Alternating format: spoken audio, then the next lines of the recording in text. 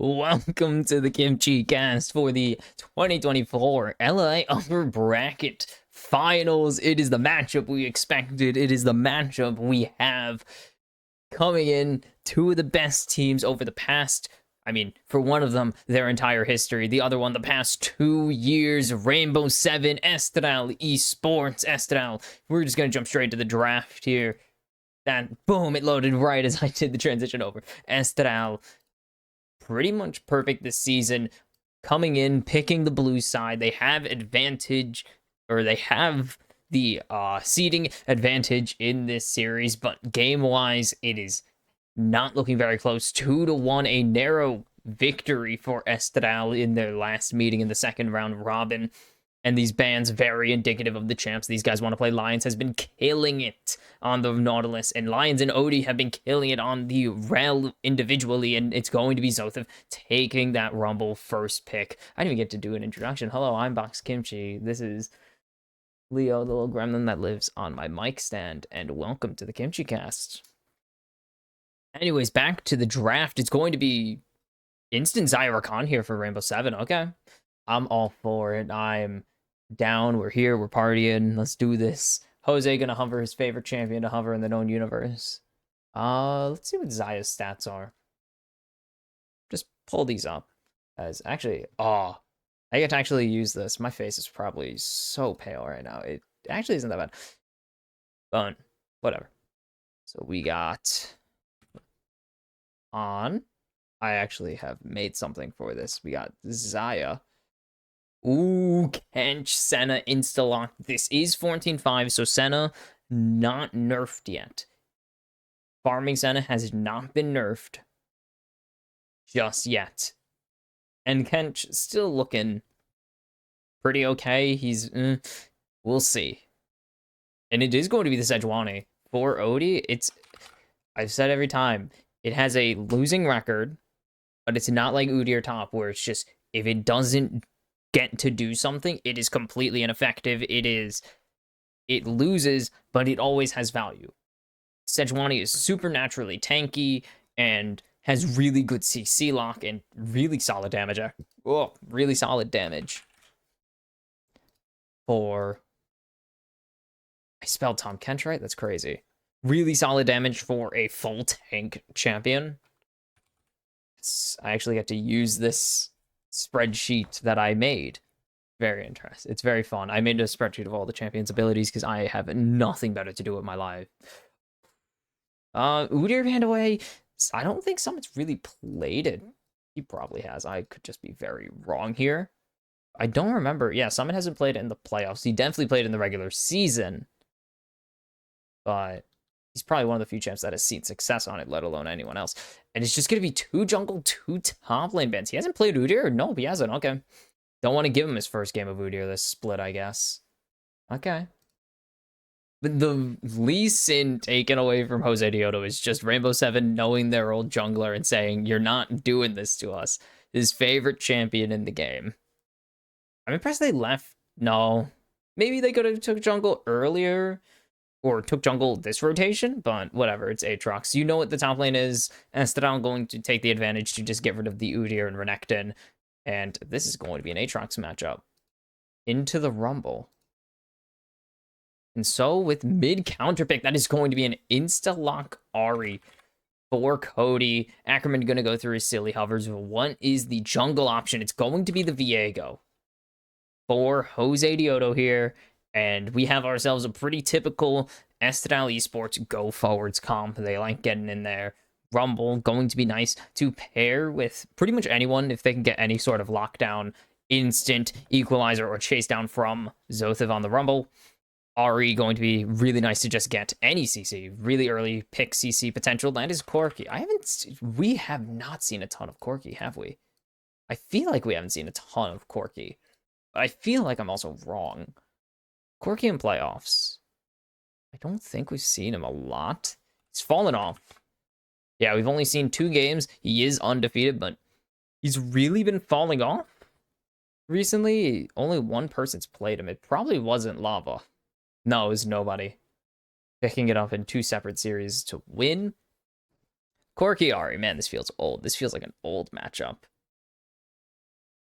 Senna Kench, oh my god, they're so perfect for each other and everything. I do want to see what they're going for. It is, I'm confident, almost certain it's going to be Ackerman going for the farming role here. Snaker, especially with the nerfs. MSI, if Senna is meta at MSI, it is going to be fasting Senna because they just nerfed the drop rate to 2 something percent. I think it's 2.7% on minions killed.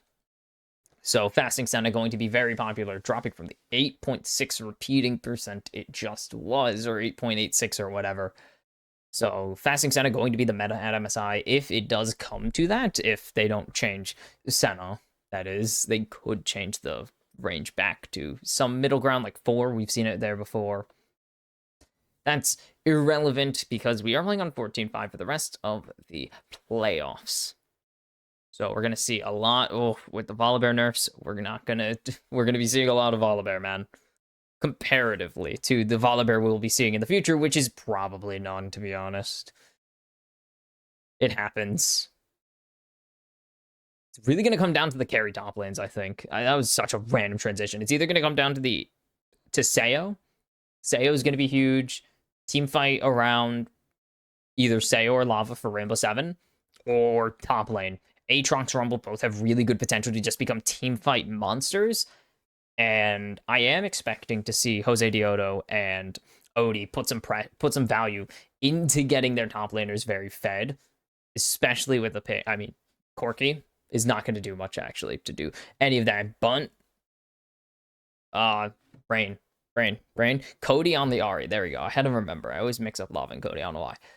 But getting Cody out on the map would be huge. And that is going to be one of Jose Diodo's goals, because if he wants to look for a top lane gank, Ari is going to help a lot with that. And that probably starts with either helping Lava or helping Cody push out his wave once he gets 6, or just ganking him early and giving him full lane advantage. As we are on to the Rift. Winners finals, game 1. First to 3, of course. Winner goes to grand finals and has put themselves 3 wins away from MSI. And that will be huge. Estral still hunting for their first ever LLA championship. Rainbow 7, I believe, looking for a lot. They are a storied organization, looking for their 4th LLA championship, including their 3rd in a row. Really, 3? Damn. Wait, no, can't be. Yep, 3rd in a row. Wow. But nothing crazy. We saw a bit of an aggressive position from Estral with Ackerman playing very forwards, but now just playing the tries. Other than Summit going to take a little bit of a trade, neither going to benefit massively. It was a single Q Comet Brock, so nothing crazy, and a single Q from Summit isn't going to do much of anything. They'll passively heal back that damage. Snaker and Ackerman actually surrendering their aggressive position. Jose Diodo could solo this as... Oh, Lava's first strike is gone. Yeah, just going to surrender their aggressive position. They don't really have any catch out on the tri-brush. They're just going to take this opportunity to go and get early push on the wave because they didn't have to leash. But Jose Diodo going to be a bit slower than Odie, though Odie yeah, both going to expend their smite. Okay, I was going to say, it's only ahead because of smite expenditure, which would be balanced out later. Not going to happen. Snaker just going to take this opportunity. There's no real kill threat from Sayo and Lions. You have to get some early stacking on. Senna stack's going to be pretty much the only thing he's playing for at this point. There's no kill threat from either side of the bot lane. And Summon's getting zoned off of wave. Zothif has Electro, Harpoons, and Flame Spitter. There's no trading Summon can do that does not result in him just losing and or giving out first blood potentially if things go really south.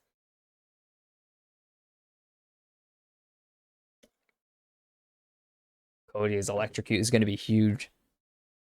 1 auto with Foxfires will instantly proc it, or Orb of Deception. That would also Almost instantly proccing a nice flash. Arm Lava gonna be able to get away. There's no Foxfires to follow it on. Lava, 1 health survival, but it's gonna be flash for flash in the mid lane, and Lava has to stay. He can't afford to. I mean, he can TP now. I was gonna say he wouldn't be able to afford to TP earlier, and look at the positioning. Jose Dioto going to get hyper aggressive here. Odie cannot do a damn thing about it because Cody's right there, able to rotate, and this is a huge crash on the turret. It's going to be answered by the teleport. Only a few minions missed, but you could see the CS diff right now. 10 CS at the moment. It's going to... I didn't see exactly how minions die, or exactly how many minions died to the turret, but it should drop to just about a wave of minions ahead. Oh, no, it's going to be pretty even, actually. Again, I did not see, so I was just guessing. That is really nice. Teleports out of both and flashes out of both. The one who benefits from that is going to be whichever jungler ganks. Odie could be the benefactor right now, as Cody has no way to escape. He has the Q flash going to connect the charm, not going to hit anything. Cody is stunned down. It's going to be first blood to Odie, but Zothif has to flash out from turret on the top dive. It's gone horribly awry. Summit still standing. The ignite wasn't enough to take his health bar down. And now Rainbow Seven are just going to be completely in control here. They have found a way to maneuver through the chaos. Jose Dioto going to catch out Odie, but I think Zothif is going to meet his doom here unless he can catch out Summit, but he's not going to get it. The charge comes through from Odie, and Summit's going to get a chain kill onto his lane opponent, and now it is fully Rainbow Seven sided here.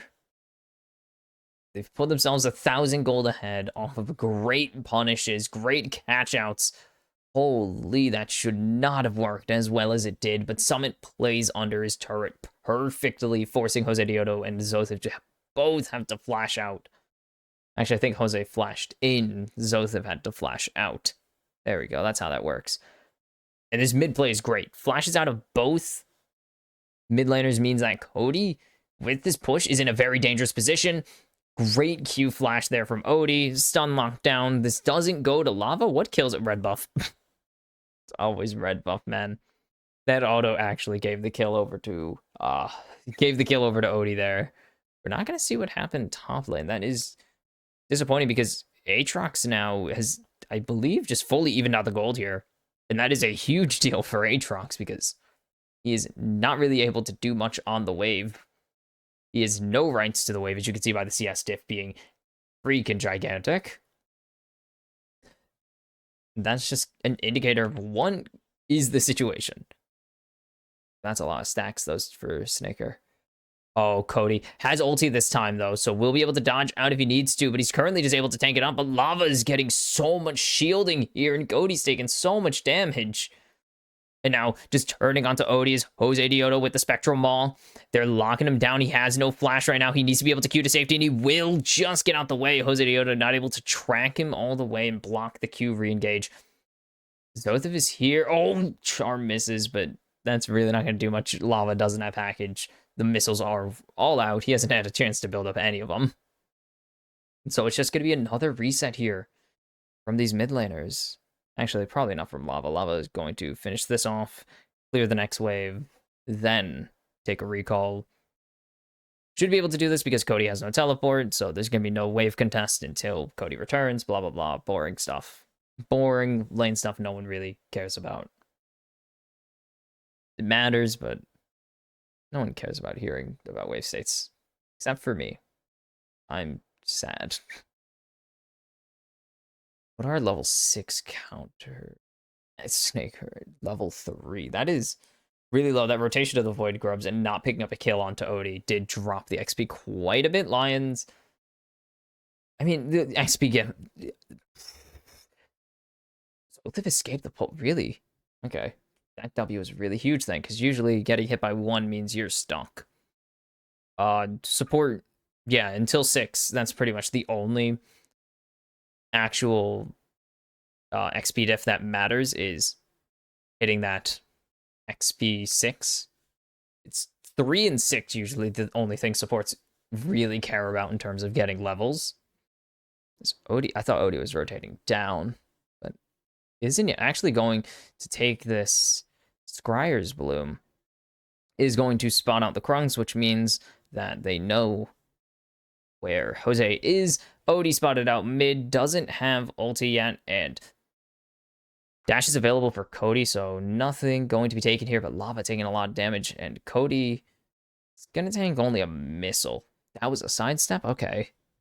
That was a sidestep. Drake started by Jose Dioto's able to soul it. Lava is very low, has a big one, so can throw back some damage. Really needs to play range, and that is not beneficial, but if they can actually bait in Cody here, I think they have vision on that, so they'll know what, yeah, they have vision here, so they'll know Odie is coming down, so Cody can just position safely on the far side of lane. Easy.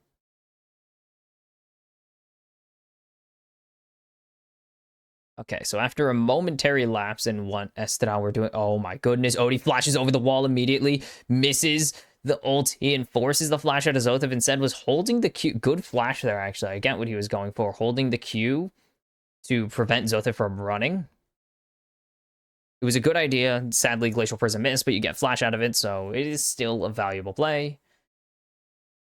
He's a net positive, you're Sejuani, you have a dash, it's a bit more valuable to get the flash off of a flashless champion who needs a defensive shield, really. Or defensive ability to run, as opposed to you. Snaker's just following Jose Dioto around to get souls. I don't think souls grant XP like Bard, they grant 8 gold. Fix my line. Fight over the Rift Scuttle, kind of, but Odie's not really here, Summit's just trying to steal it away, but Jose Dioto has this funny little spell called Smite that does 900 damage to any monster he chooses. Not gonna happen. Void Grips are chasing Jose Dioto. Are they gonna fight this? Lava's rooted, they're not gonna take any advantage of it. Lions is here. Odie can rotate off of his Krugs, though. And that is really big. They're going to spot Odie coming in. They do only need 2, is the thing. So they've spotted out Odie. They just need to get the second one, and they will have the Void stack. Or they will have the 5 needed. Zothif needs to be very careful as here comes Lions with a quickness flash W in. And now Zothif has been locked down, throws the equalizer on the wave, accepts death is coming for him, and Summit picks up his second kill of the game here. And Rainbow 7 give the grub buff in exchange for 300 more gold onto the Summit. And that is going to be an issue. That is going to be an issue. I did say that this could come down to top lane carries. Aatrox is very strong once you get him 1-2 items. You give him a half item lead, he will ruin games. Or Maw. If you give him Maw, he will start killing people very easily. As should be able to just tank this turret up. Cody gonna land the charm here, trying to get some damage onto Lava, but Lava has friends. Lions forcing out the ulti, but Snaker is on the wrong side of the wall here. He got hit by the Glacial Prism, will be able to walk away. How the heck did he tank that? Forced to heal, of course. But that was a very dangerous situation for Rainbow 7, or for Estral to play into. I don't know why they positioned so aggressively with the Senna there, of all things. It's not a very strong forward ADC. It's not a, I mean, even then, something like, I guess Kaisa would even want to play at a very good range still. There's no real ADC threat that you could just put in front of someone and say, yep, back up. Senna, definitely. A level 5 Senna who has no money? Definitely not. And, yep, Snake are going to be the last one to pick up. Okay, yeah, never mind. I'm dumb. I'm stupid. And don't know anything. I mix up minions. Leave me alone. I just think minions get hit by abilities. It doesn't work the way my brain thinks it does sometimes. That's how it is. Still just over 1,500 ahead for Rainbow 7. The lead mostly focused in, I believe it is top and mid right now. Is where, and of course, ADC. 20 CS diff over the farming laners. Very big deal. Very, very strong Static Shiv. Okay, that's a new one. I wasn't expecting Static Shiv this game. just didn't see it as the angle. The rotation from Rainbow Seven will actually cause, or the rotation from Estral will force Odie off of enemy red buff. Summit can go for a dive here. He really shouldn't go for it because it would be a very stupid dive, but he could do it. He's gonna take more damage there, try to heal off some of it from the minions, as Zothev is looking to recall and is just gonna throw that on wave, kill off what he can, and at least reset. Reset wave, get a good position to back, buy some gold, or buy some items, not buy some gold. My goodness, my brain doesn't want to work today. Buy some items, get moving on the map. Drake started. First one was finished by Estral, I'm pretty sure almost entirely soloed by Jose Dioto. Snaker was there for some backup, but Rainbow Seven, very strong position. They have the Rakan ulti available. They have Glacial Prison. There's not a really strong position for them to get pushed off of this besides their lack of damage, but Sayo coming up. Sayo is in a rather strong position, and Lava's here with the package, so Estral just going to be okay with handing this one over. Letting the Drakes even out. As Lava has a really good angle here, going to get the package on to do. Cody's on the wrong side of the rift right now. Snaker going to flash out of the Glacial Prison, and now Odie getting rooted up, but Cody needs to be very careful of where he goes forwards. They've locked down Odie, but that's not the target you want to lock down. His lines hits a 3-man quickness, but he will be able to jump out to safety as Estral will still have their health bars. And that was real. I mean, are Estral already feeling the pressure to try and make a Hail Mary play? Nice route there by Sayo. Good delayed route. That was a real Hail Mary of a play because that's your Ahri ulti gone, that's Dawning Shadow gone. You don't have Equalizer yet. Jose Dioto just barely going to get out of tether range. That could have been disastrous. And all that in exchange for quickness and Glacial Prison is the thing. They still have... I mean, of course they have World Ender. That wasn't involved. They don't have any of their Engage ultimates. I will say that. But they still have a lot of Engage tools. Lion's going to be locked down here. Odie going to jump over the wall. And it will at least be a steal, kind of the Rift Herald for Estral, so they get something. They continue to get something back at least, but they're gonna need to start converting this into some of the standing gold on the Rift or into pack hunting kills, because they can't just keep trying to push. They can't just keep saying their success is coming from pushing Rainbow Seven off of objectives, and by objectives I mean the Rift Herald. They've really only done it once. They narrowly didn't lose their lives because I believe it was Lava ran out of... Jeez, that was loud. I believe it was Lava ran out of missiles on his missile barrage. The only reason they didn't lose Snaker, again, Snaker, without the front line of Ackerman, because Ackerman is their core front line and he was farming bot side, they don't have any tank in the fight yet. They really won't have any tanks until Ackerman starts getting involved, and he is rooted up immediately. Also, he needs some more items. Frozen Heart not going to really cut it against Lava, who deals AD and converts a percentage of it to AP. It's weird and doesn't really make sense. And Orky's a Spellweaver. That is Summit forced a World Ender away as Zothev was walking forwards, and Snack. I don't know if it's Snack Air, because they call him Snack Air.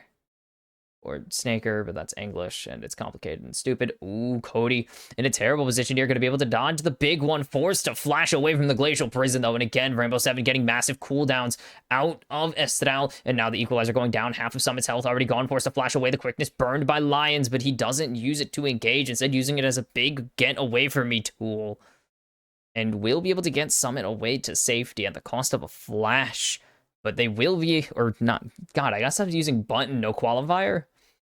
Estral will get the top tier 1 in exchange for all of those abilities, and it's a really good pressure play there from the Bird Squad, and they need to keep this kind of game going, because that is where all of their, I mean, that is where the comeback is going to start. They finally convert some of these not kill fights into some standing gold, and, I mean, CS wouldn't hurt either.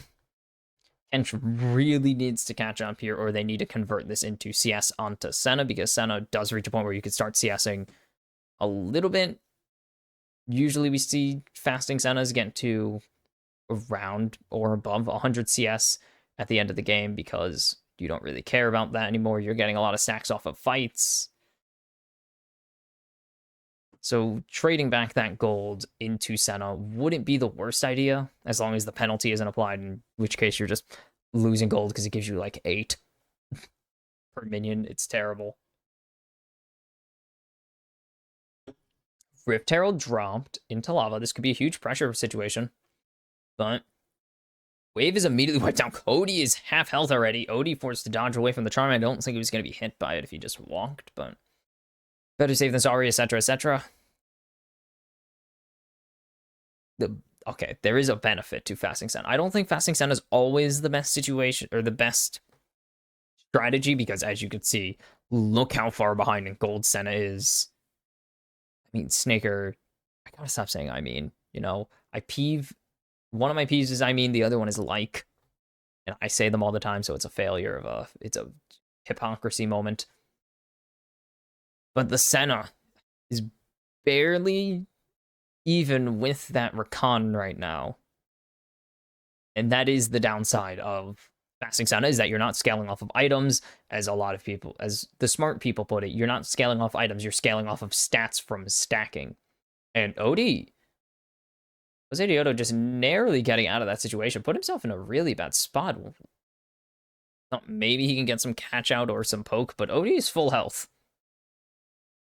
Odie entirely full health is lava, and Ackerman's been locked down. There's no devour for yourself, buddy. And Lava's gonna pick up his first kill here, and Snagger finally will fall, and it's Odie who's gonna pick that one up. 2-0-2 on the board, lady. And Rainbow 7 are so strong right now. That's an easy free dragon. The equalizer will get rid of the waves, so there's no threat of a push from Rainbow 7 mid while they get the Drake. But Estral have no answers, and it's once again what we saw back in week, what was it, 4? Man, I really should remember the game weeks. Yeah, back in week 4, games 1 and 2 of Rainbow 7 Estral's rematch. Rainbow 7 knew exactly what Estral wanted to do, and they just didn't let them. They know that Estral kind of have a way of out team fighting everybody. So Rainbow 7 just became the best team fighting team in Latin America, and to counter it, they are so well coordinated. They've been playing so insanely well for almost every single game. Every single game this season. It feels that Rainbow 7 have never been fully out of a game, except for maybe once. I should check the week 1 match, because that's the only one I actually forgot about. But that, I mean, besides, said the gross word that everyone hates, including me. But besides that week 4 game 3 against Estral, Rainbow 7 have really never been out of a game. They've been in a playable position for most of the season, and same for Estral, but that's expected of them. Rainbow 7 similarly, but they are playing so damn well. Cody, again, just playing so low, forcing out the Spirit Rush there with the Glacial Prison. Snacker playing way too aggressively. The Charm not going to connect, and now Lions is able to go forwards. That will be a great devour from Ackerman. The Equalizer is burning onto Seo, but Seo going to be able to use the Feather Storm to get away to safety. It's no one dead, but everything expended. And now has Summit found an angle, going to just be predicted there by the Electro Harpoon, has to back up, has the World Ender. There's pretty much no ultis available. Cody forced to flash away, and it's going to be Lava picking up his second kill here. And now Summit is finally free onto the backline. Ackerman getting locked down. It's going to be Odie going on a killing spree. And Rainbow 7 are just sieging this mid lane right now. This should be a tier 2 gone as well. They're continuing to just go forwards and poke the root lanes out of Zote, but there's nothing left for them to trade. Rainbow 7, another clean, I believe 3-0 that time. No, yeah, Snacker respawns 3-4, and it is all gone wrong for Estral here. Orky is fed. Aatrox is fed. Somehow the Sejuani got fed. Cody charming up Odie up there in the top jungle. It does nothing. Summit lands a great chains combo. And the root doesn't hit anyone. They've already dropped aggro by the point that Summit and Odie get rooted. Lion's able to continue to go forwards. Jose can't go any further. And that is exactly what Rainbow 7 are continuing to look for 6,000 gold ahead. Rainbow 7 are just, I mean, ugh, god damn it. Yes, Rainbow 7 are smacking them with their wallet, but they have planned so well. And that is the thing with Rainbow 7. They look like they plan so well for these matches. They prepare especially hard for this, for teams like Isurus and Astral, as Cody will land the charm, but now Lion's going to respond. Sayo going to be forced to Featherstorm away. The Heartbreaker is burned. Oh, that's not good. Heartbreaker burned. Now the Glacial Prison. In response, Ackerman going to devour. Good charm onto Lava to stall for now, but he's going to have to give him Ackerman's life as Summit comes in on the side for the flank, and we will start seeing these members fall. Lava going to continue to go forward. Zothiv can't slow Lava enough, and it's going to be Lava going on a killing spree. Summit on one as well. Trying to lock down Snaker. One auto is all it will do, but he's rooted up and can't go any further. Snaker gets away with a sliver, but Rainbow 7 take 2 lives there, and it is Baron o'clock and 23:43 for Rainbow 7. Zotham gonna get that Crypt Bloom, but this Rumble is doing nothing. They can't lock down Sayo, and that is a core issue of this comp right now. The one thing I didn't take into account was Featherstorm because I forgot the Kench and the Kench, the Ari, technically the Senna. Cody has been caught out. The teleport coming in though.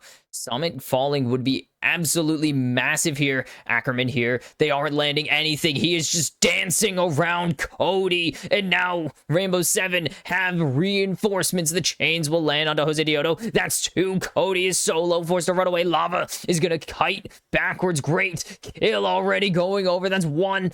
It's going to be 2 for Lava, 1 for Snaker. And then 1 was supposed to be a catch out. Rainbow 7 make it 3 for nothing again. And Estral's plays haven't worked out. Oh, it's 4 for nothing. Zothiv will fall, and Sayo finally gets a kill after being support Zaya the entire game. And Rainbow 7 are just toying with Estral. They make it look so easy. And now the base has been opened. They're pushing this tier 3. Cody and Snaker are stuck in their base. They cannot leave anymore if they don't want to face the wrath of the full 5 of Rainbow 7. The quickness is up. Lions has the ability to go in, but they will just disengage, play it smart. Look at the of course, they pull up the damage now. Lava is just hitting everything. He doesn't even need special deliveries to make Estral bleed. He just needs a few missiles and a phosphorus bomb. And this starts out what is supposed to be so good for Estral. This is supposed to be their big comeback play, catching Summit overextended, but just look at this man. He can't be hit. He's got the Play-Doh body. He's bending at will to escape. His friends show up. Lava's here getting his teeth kicked in. There's the Dawning Shadow Force now, but the Rumble ulti does nothing, and it's going to be a rampage for Lava. As Ackerman going to devour and is running away with Jose Diodo in tow, but it's going to be Lava going godlike. And Odie's just tanking turret shots, my goodness. Summit's in the base. He's at the Nexus turrets right now, just trying to lock down Snaker once again. And it's going to be a Summit going unstoppable. He's charmed up at the turrets. He's just waiting for the Darkened Blade to come back up, for his passive to come up, as Jose Dioda's forced to jump into his own fountain. Rainbow 7 have crushed Estral in game 1. They don't even make it a competition. They're going for the ace. That's Cody gone. That's Jose Diodo gone. A double kill for Lava. And that will be the Nexus gone on top of it in 27 minutes. Rainbow 7 make Estral kneel before them in game 1. Holy cow, that is one way to kick off your road to the finals. And it will be Estral's first loss of the playoffs, and just like the regular season, Rainbow 7 draw first blood against the Bird team in the playoffs too. And what the heck happened there? Rainbow 7, I can't imagine they could have gotten a better draft besides getting Orianna, and I think Orianna was available. I don't think it was the best pick in that situation. They even had Vi available, and they chose to go for the Viego, so they had some confidence that game that they knew what they were going to do into Rainbow Seven's comp, and they just couldn't. They just could not find an angle. Cody on overextended time and time again. Rainbow Seven were really capable of ganging up and killing solo caught out members. Or not caught out members. Hell, Summon got caught out in 3v1. Danced like his life depended on it and came out with a perfect game. So, this is such a grim scenario. What was that, 2 kills for Estedal? Did they even get a kill? Like, did they get a kill that game? I have to ask, because I can't even tell. This is not how I was expecting this to go. I don't know about anyone else, but I was not expecting winners upper bracket finals. What should be one of the closest series of the season, starting with an absolute shellacking from any team that is an Estral at least. And I'm just in awe. That was Odie playing the game of a lifetime. Lava showing why Rainbow Seven spent a good chunk of money in an import slot to bring him in from Korea. And Lions, again, reminding the LLA that he is one of the goddamn best. And Zothev they bullied Zothev, they bullied Cody. And Estral just couldn't play their game. They couldn't get the 1v1s they wanted. They couldn't even get like gank top that they wanted to put. So the head, the dive failed miserably. And these glacial prisons were on point. Getting rid of Ackerman, getting rid of Snaker, hitting, I believe it hit Zothev once and cost him his life. And just keep finding 3 for nothings, 2 for nothings. This was a re-engage. Well, this isn't a re-engage, this is a different play. It's so easy. Why is it so easy for Rainbow Seven? They kept finding every engage. Lions was hitting his points. Odie was hitting his points. And when that happens, it feels like there's not much you could do, especially with Asano. Cody would get his charms, but this is the issue. There's no follow-up CC. If you hit a charm or Spectral Maw, you need something else to hit Xayah, because if not, Xayah's just going to Feather Storm to safety. And most importantly, what Rainbow Seven had going for them in these fights is they just wasted time. The more time they wasted in these fights, this is a prime example of this. This catch-out is such a huge example of just Rainbow Seven playing their position well, despite the numbers at disadvantage, just wasting enough time for somebody else to come and make this a much fairer fight. And that is all that really happened this game, is Estebal thought they had an even or a numbers advantage, and Rainbow Seven just bought their time in team fights, waiting for key players to show up, waiting for key spells to go off. And also Sayo getting the solo here is really, really great. We talk about Smolder damage, and yes, Smolder makes Corky damage look like nothing, but look at that Corky damage. 35,000, almost tripling everyone else in the game or doubling everyone in the game at minimum. There's a key issue here, and that is Jose Diodo has 5,000 damage on Viego. He did not get a chance to get active. By the time he wanted to get active, it was already too late. That is... When Viego, a champion that really relies on getting an early lead, can't do anything come mid-game, that is a concerning outlook for the game and a sign of things to come. What was I thinking? They did get 3 kills, by the way. They got 3. Oh, that...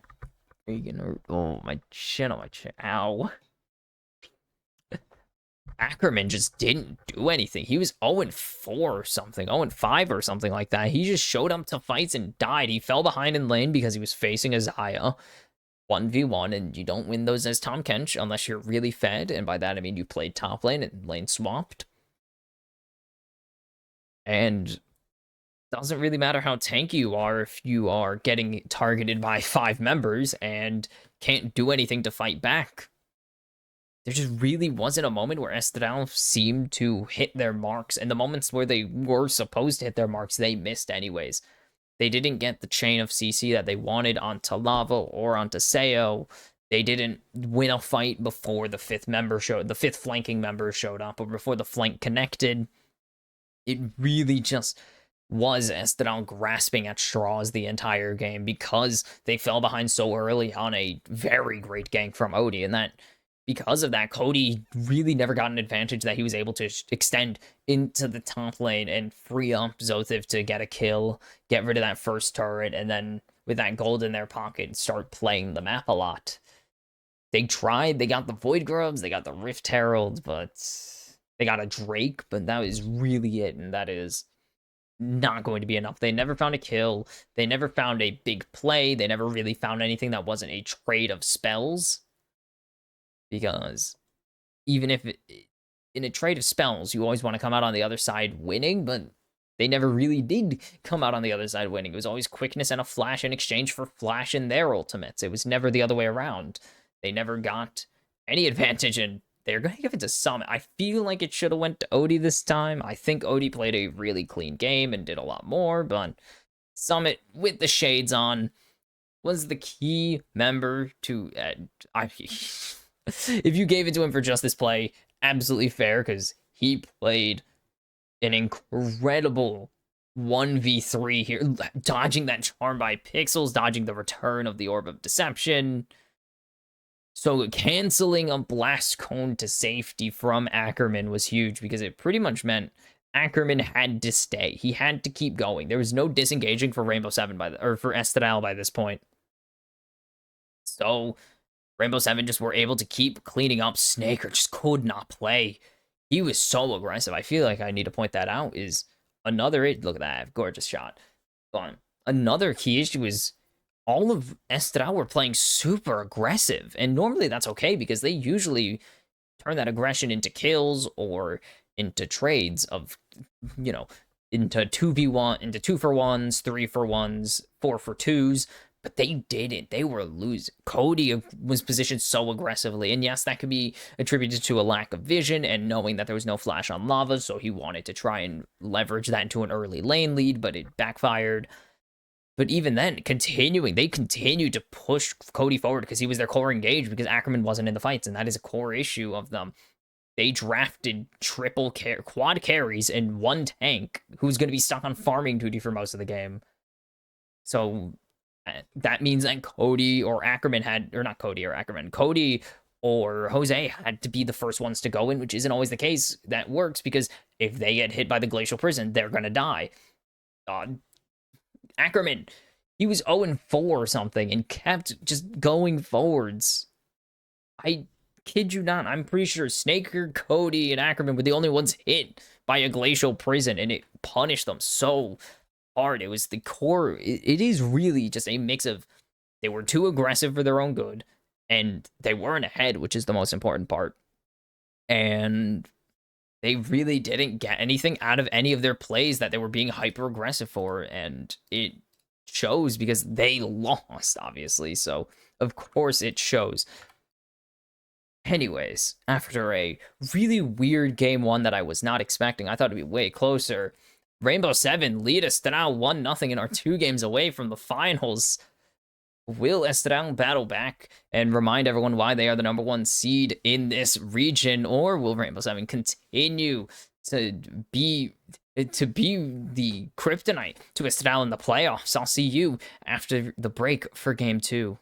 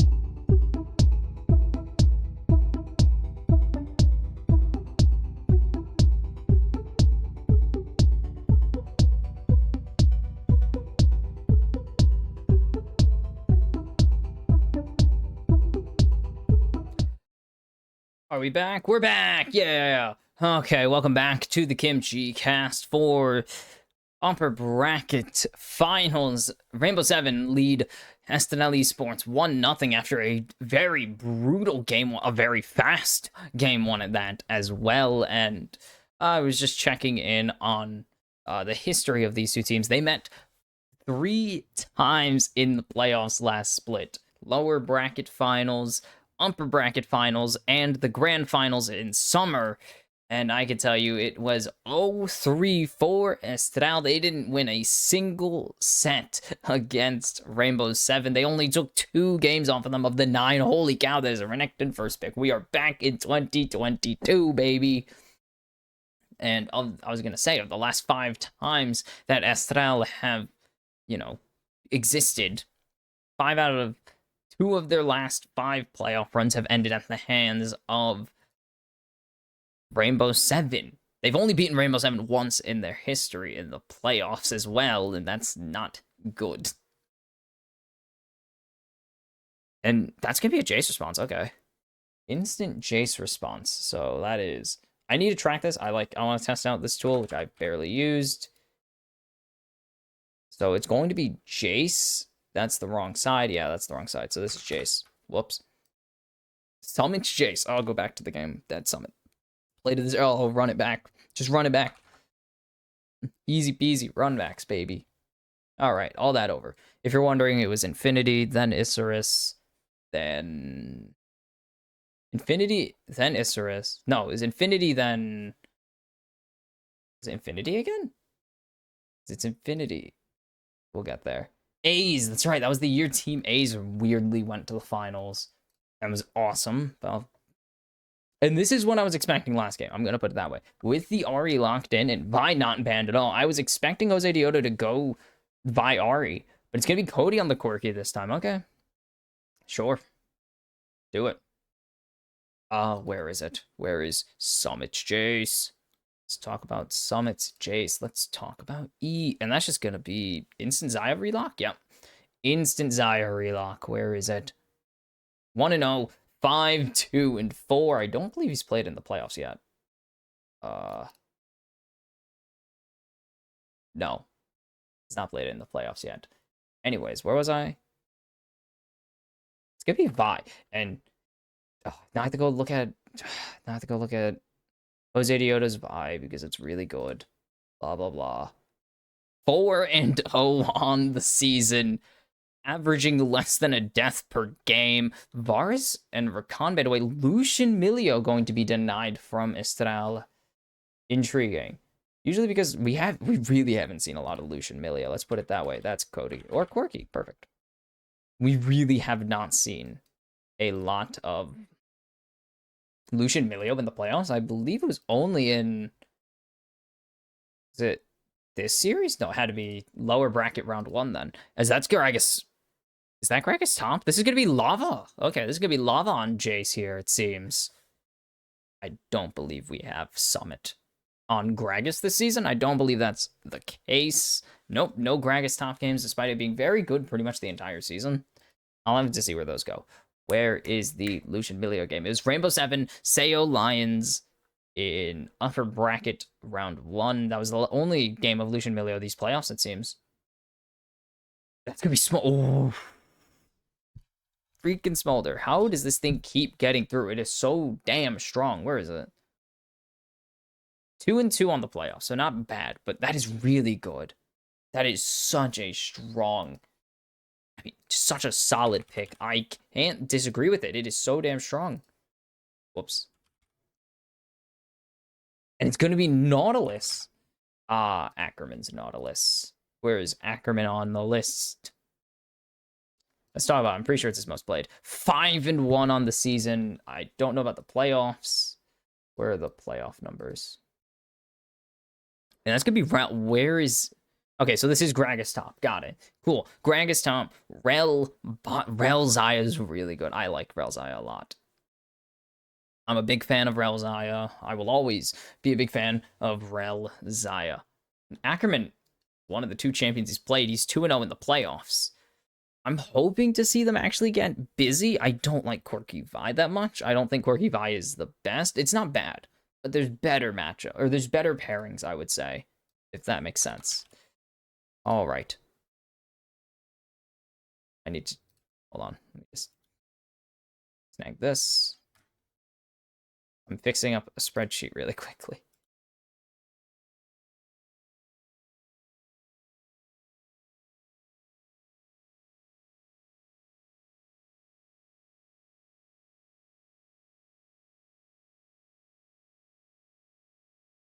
Sorry, hold on. I need to fix something really quickly.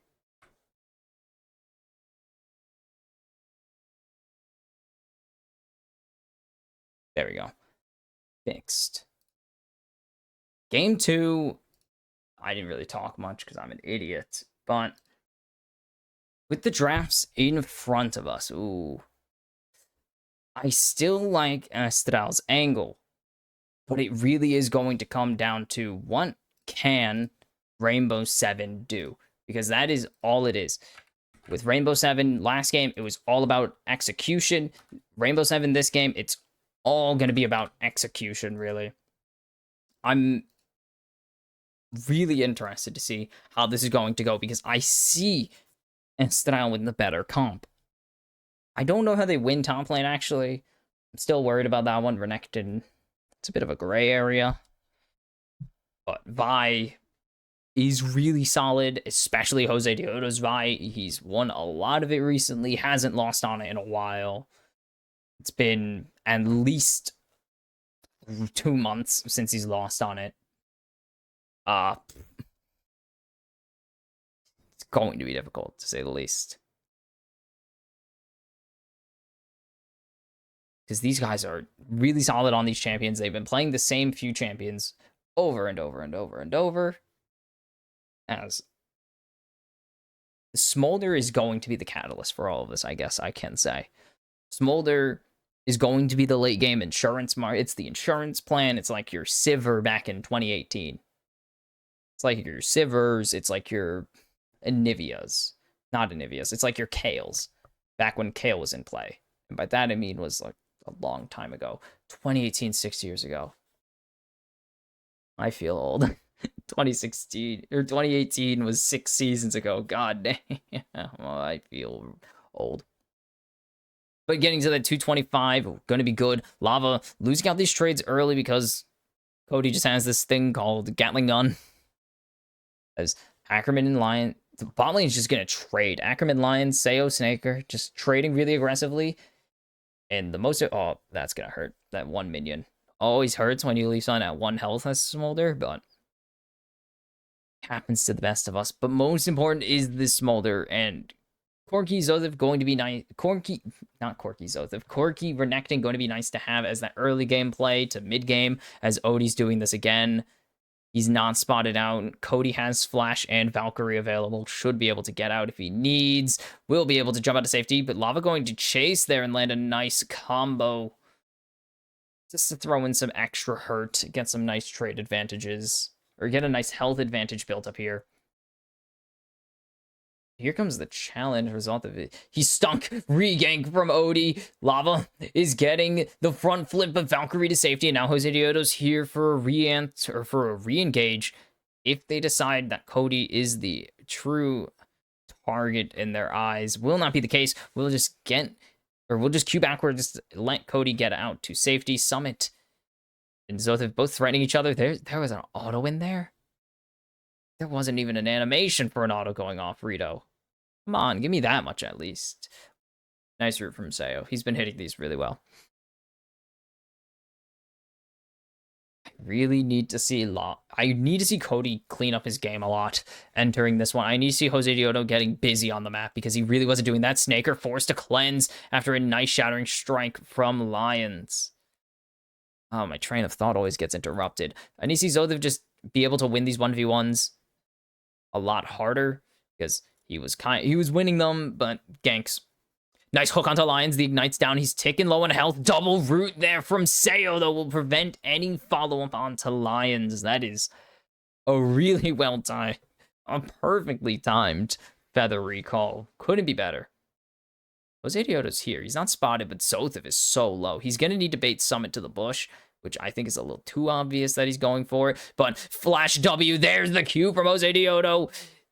Flash away to safety. There's going to be no follow-up. Summit again by the skin of his teeth. Survives a gank. Are you kidding? And they're not going to be able to push this wave in time to get him on his recall. And are you serious? Summit, how do you keep doing this?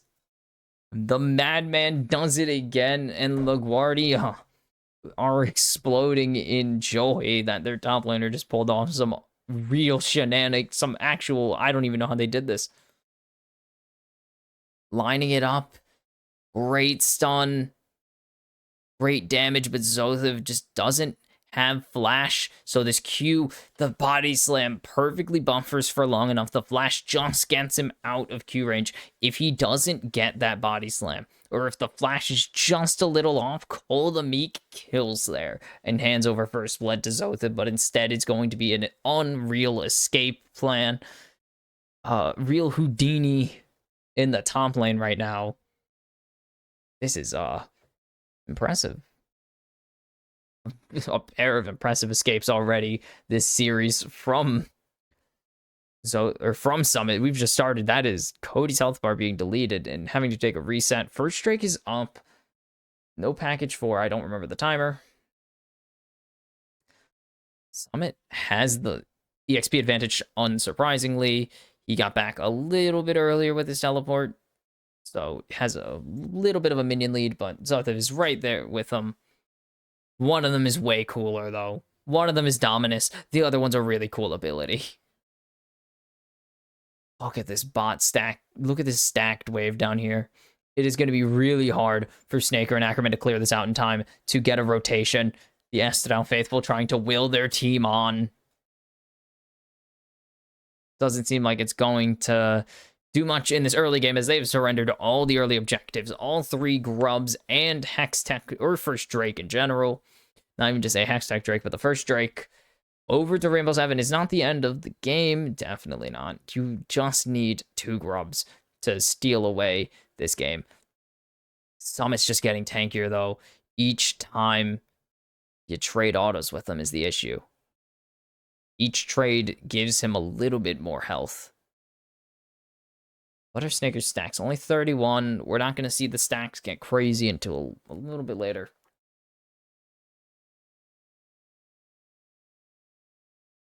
Most importantly, this is pre-nerf.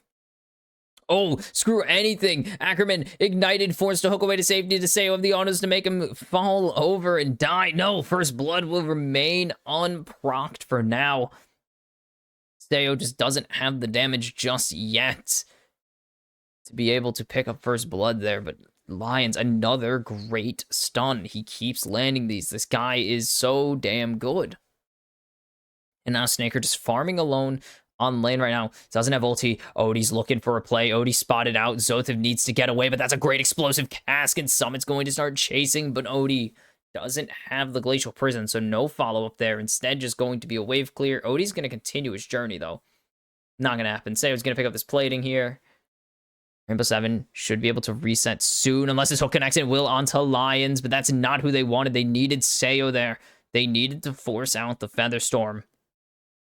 Getting that Featherstorm is everything right now, because it really makes sure that Ackerman can jump in for certain when he wants to go. Instead, going to be an escape there from Lions and Sayo. Zothif is doing what most players do to Gragas, Aatrox, and Udyr. Sit still, Cody. Knows the range, is fearless, and will dodge the accelerated shock blast that could have costed him his life. And now it's really become tense. This game becomes super tense because first blood is everything here. Nice stun by Zothif. Nice heal on the Cole the Meek, too. He's going to keep trying to go in. He knows that explosive cast was burned recently. That had to be a way more recent cast, because there's no way that's a 2-minute cooldown rank 1. And we'll be able to get this wave pushed into the turret, get a reset. Easy peasy. Way big discrepancies in bot farm and mid farm. Oops. Back to First Blood, though, it is really getting kind of to that stress point because now the skin is so pretty. Look at it. It's really cool. It's a decent skin. I'm really excited for Choo Choo Orn, though. That's going to be awesome. Zothiv does it again. The Plate Thief gives over 7 health in exchange. Yeah, it gives over 7 health in exchange for 125 gold. That is kind of all the gold lead is going to be for now. Zothiv is trying to engage onto Summit here, but Summit has the explosive cast, so it's just going to be Dominus Burn to clear the wave, get some health back.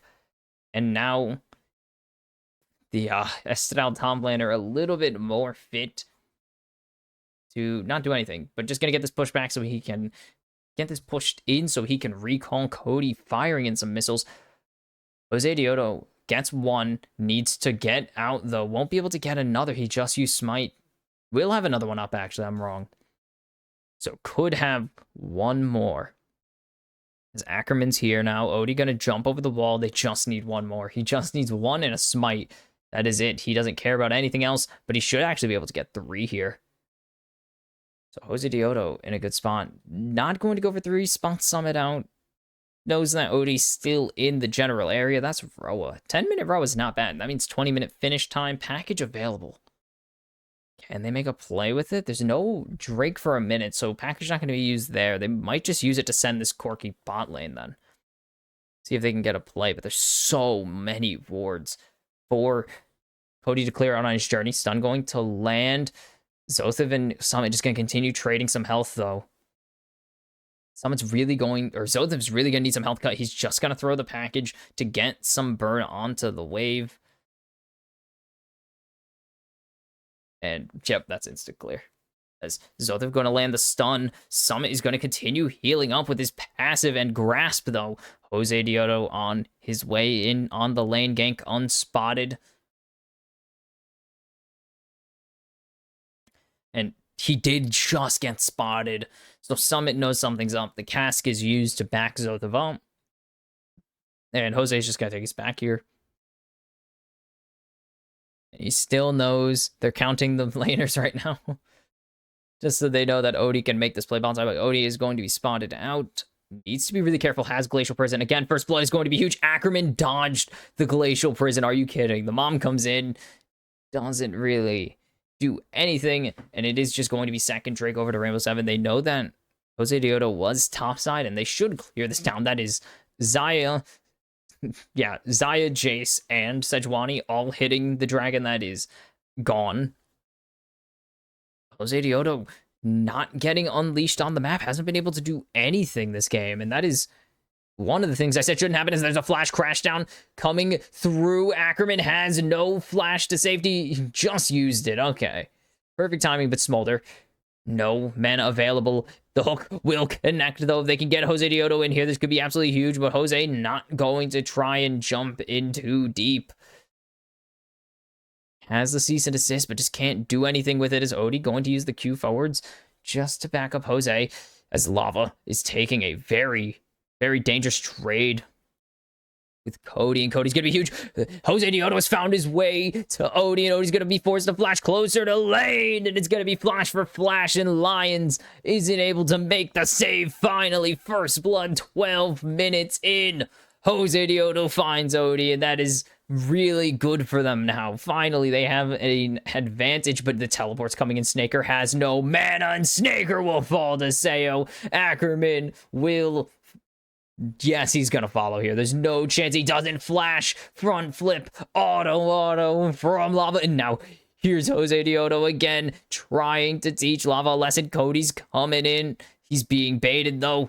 He's been baited, but he's going to put the ward down in time to know better than to just continue going in. And now Rainbow 7 have put themselves back in a decisive lead. Odie's here. Odie's out of position. The jump away to safety, but there's the Glacial Prison, and Lava picks up a second kill, and Rainbow 7 turn the catch out on First Blood into a pair of kills onto Jace, and 3 takedowns onto Lava. That is so valuable.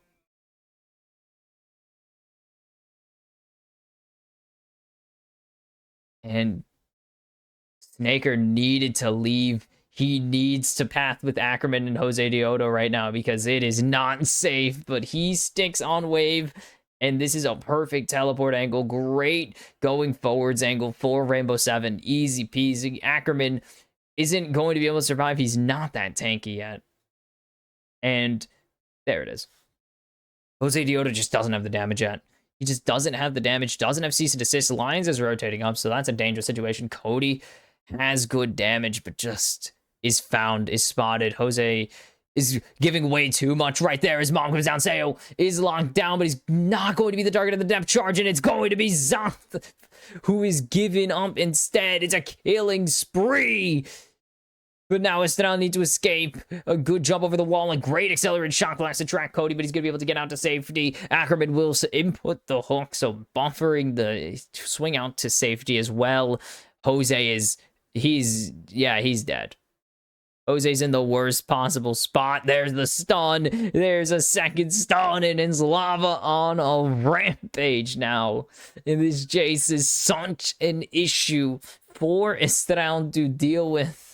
Even when they win something, they're gonna be on the losing end of it. And now, first turret gold in their favor as well. 3,000. This game went from 12 minutes, no kills, 6 kills, 5 of them for Rainbow 7, and a 6,000 gold lead on top of it. Or a 4,000 gold lead on top of it in just 3 minutes. That is how fast this game has gone. How quick the game has flipped on its head as Cody's been locked down. Summit's behind him. If he even wanted to run, he couldn't. It's going to be Lava picking up that kill. He is unstoppable. 5-0. He is the man of the hour right now. As Summit has caught out Ackerman. He has the explosive cask available. Will not burn it here.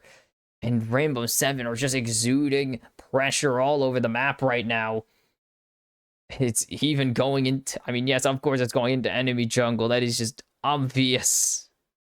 And that tier 1 in bot lane will finally fall. They already pushed way past it, though. They didn't even care.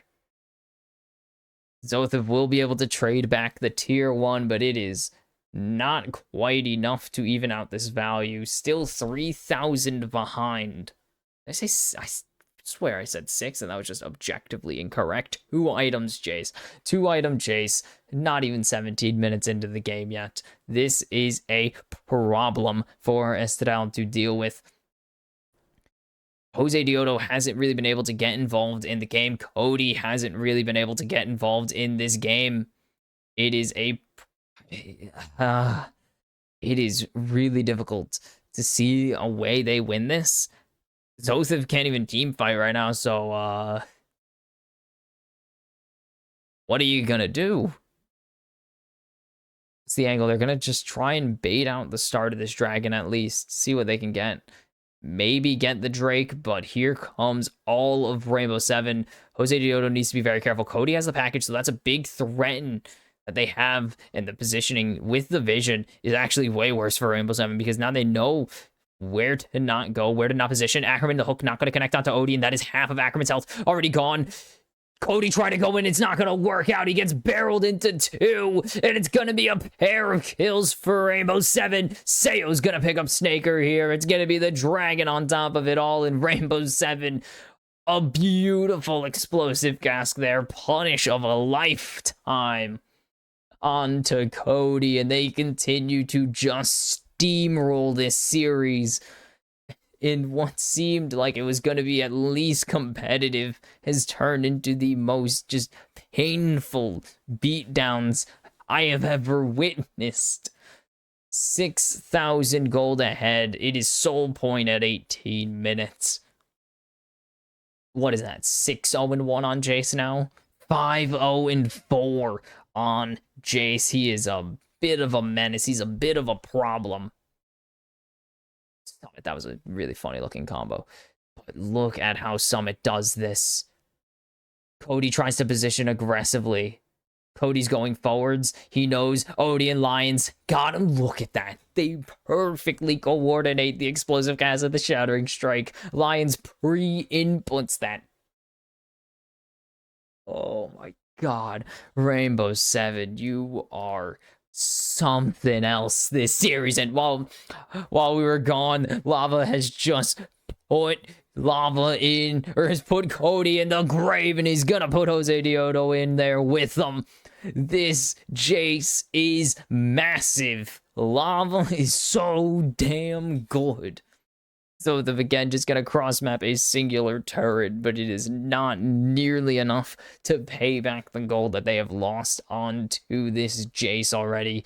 11 takedowns, 100% KP as Jace is insane. And now Odie is not going to connect onto Snaker. And this could be the chance for something to come back. But the mother will come down. Take half of Seo's health bar. My goodness, that does so much damage. But it's not going to be even close to enough. The top tier 2 has fallen. And Lava's 8 kills in now. He is just eating Estral for breakfast. It is not even a challenge. What is this man doing? How is he so good? It's Baron, as you can see there on the live cam, or you can't see it. Well, you can kind of see it. Jesus Christ. Just jumps in, 2v1ing without a fear in the world, without a care. And look at that, yeah. They are chilling, no stress at all. If Jose could steal this, it would be incredible. But Seo's low. Maybe they found an angle, but Cody's also low. Lions will finally fall. It's going to be at the hands of Snaker. The Drake, they will steal the Baron, though. But can they get out of it alive? Summit will not stand in the right position, but he's just going to E-flash onto Jose Dioto. It's going to be Lava picking up it. 2 more. And Rainbow 7 give the Baron, but they get the kills that matter. 15-3, almost 5,000 gold ahead right now. And they will make it 5k by taking out this tier 2 in mid. Such a good steal here. It works so well. They get Seo low. Great cask there, though. That actually does kind of work against them. Seo doesn't have feather pullback position now. Great smite. They get Odie. They can't get Lava, though. Look at that damage that they just put down. Seo and Lava just delete someone. They just deleted 2 members of Estral, and Estral are just running for the hills. 10-0 and 4 for Lava. 5,000 damage last fight. He is eating right now. Show me the damage chart. Show me the gold graph. This man is topping both of them without a doubt, and it is so easy for him to play this game. He is just so far ahead of everyone else right now. Rainbow 7, this might not even take 20-something minutes. There's Ackerman getting stunned up by the Glacial. The mom comes down and it hits nothing. Does nothing. Oh my goodness. They're not even worried right now. They're just going to keep pushing in these waves. Drake isn't up for another minute, but they surely have the advantage. The Baron power play is not a power play if you're Estral right now. It feels like a penalty kill. And Snaker's going to lose a quarter of his health bar immediately. What are the stacks on this dragon? They need to be getting somewhere. 225, the Holy Land. Are we even close to it? Probably. He has 207 CS. We are likely close to it. I actually don't even know if we're close to it. 207. Oh, we're still quite a ways away. We're 3 waves away from this still. That is not good if you are Estral, because you really need it. That is going to be the turning point of the fight. We've seen against them from 6 Karma, actually, 3 different games where Smolder has been the massive turning point. They have the package in top lane. They're just hoping to get this tier 2, open up the map. They're hoping to catch somebody out, hopefully. They need to kill Lava. He is worth 1,000 gold. But it's not looking like it's going to happen. Jose Dioto spotted out. Cody obviously spotted out on the wave. I don't think Ackerman was spotted, but that doesn't matter. The gold diff has to be huge on everyone.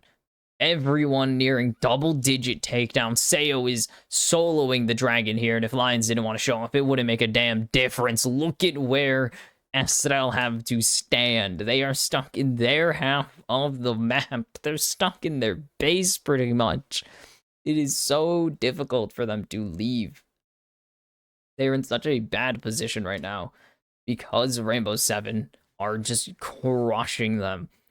Jace, 3 items in 24 minutes. He's averaging an item every 8. Lions is going to go decently low because of the missiles, but I don't think it's going to matter. As there's the engage, but it's already Cody gone. His lava's legendary. They're trying to jump in. Snaker looking to be the hero. He has the executes, but it's a double kill for Lava. It's 1 for Lions. Make it 3 for Lava. And make it over. Just call it. Ref, ring the bell, damn it. It's over. It's the ace for Rainbow Seven. It is once again disappointment potentially on the horizon for Estral, and it is match point for Rainbow Seven already. We've played a combined 50 minutes of League. We've barely gotten into this. The series hasn't even reached an hour, and it's already almost over. They're gonna go for one last engage. Just to put the icing on the cake, Summit actually has to use his stopwatch. And Rainbow Seven already 1 win away from the finals. 1 win away from their 4th straight series over Estral Esports in the playoffs. And we've just gotten started. We were supposed to be in for a long day today.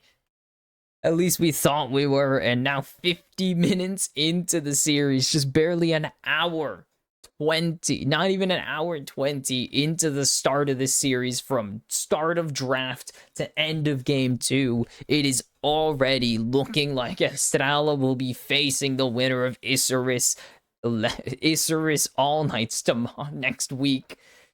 Are you kidding? This is a smackdown. This is such a team diff. It's not even funny.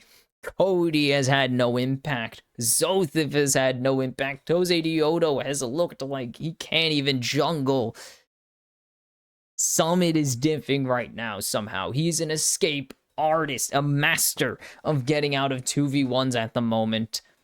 Odie has been putting on a clinic on his jungling capabilities right now. He has punished Cody's over-aggression, making sure that Lava gets a lead and that they will come out on the winning side for a good pair of games. And if Rainbow Seven keep playing this way, they surely are booking their ticket not only to the finals, but I'm certain if they make it there, they will book their tickets to MSI without a doubt in the mind, because they are, again, after that first loss to Estral, after losing their opener to Estral, they reached a level that many teams were not looking to compete. After losing that game 3 against Estral, they went to another freaking level. They were so ready to prove everybody wrong that game 3 was not a reoccurring thing, that they could beat Estral. And this is escape artistry. This is talent right here. Perfect flash. Look at this. The perfect flash right there. He positions it slightly lower or slightly short. Koldemeek sends this lane into a different direction. This punish onto Cody. This is where Summit just... This is where Rainbow Seven show their coordination. A beautiful casket to Shattering Strike right there. I want to remind you, for the first 14 takedowns, Lava had 100% KP. 14 kills at 100%, and he almost finished at 100%. This is Lava making sure he has a high KP. Killing 2 people. Killing 1 solo 2v1. And then making sure Jose Diodo does not think he can walk out of this play alive. There is not a single play Rainbow Seven have made, or Estral have made, that has worked out. They cannot get anything to go in their favor. The rift is just Rainbow Seven sided. The script writers are just Rainbow Seven sided. Lava has just been diffing people this game. He has been the Grim Reaper of this series, putting people in graves himself. How many solo kills did this man have this game? I need that stat as soon as I can see it, but look at this. Rainbow Seven, give over the Drake. Look at Snaker and Lava here. gone. That kill, or Snaker and Cody, that kill onto, I believe it was Cody, was the first kill that Lava had nothing to do with all game. The first. Kill 15. And yeah, there's LaGuardia. They are screaming, they are hype, and the smiles on the face of Rainbow Seven right now. 31,000 damage, 2 games in a row of just doubling most people's damage. It is not even close. 30k in back-to-back games. Are you kidding me? And Jose Dioto, he's on Vi. You usually get decent damage numbers on Vi. He's been restricted to 5,000 damage on back-to-back bruiser picks. Or bruiser fighter picks, I guess. Viego isn't really a bruiser. 10k damage from Zothev. He's into a tank. More of a, I guess, a tanky mage. And he's Renekton. That is incredible. Smolder had no damage. This is just, everyone is getting outclassed. Astral came into this season looking like the team to beat, looking like they were going to be near unbeatable, and they were. 3 losses all split, 1 series loss to somehow 6 Karma. We still don't ask the question of how they did it. The answer is Smolder. I'm honestly just in disbelief Rainbow 7 are making this look so easy, which is not something that we've said at all about this team, because Astral have never made it look easy to beat them. They made it look easy to lose to them, but they've never made it look easy to beat them. 11-1. They're what? I could just look this up. 23-3. Like, it is incredible that they are in this strong of a position. They came in looking this good, and now at the final hurdle, once again, at the final hurdle. This is such an Estral Esports thing to do. I'm just going to remind you, they do this a lot.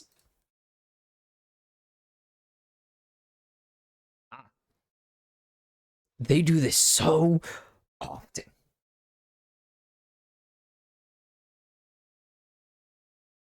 Since double elimination was introduced in 2022, they have made the upper bracket finals, was it 3 times? They've won once. They've won once. It was against Isurus, who ran it back against them in the grand finals, may I remind you.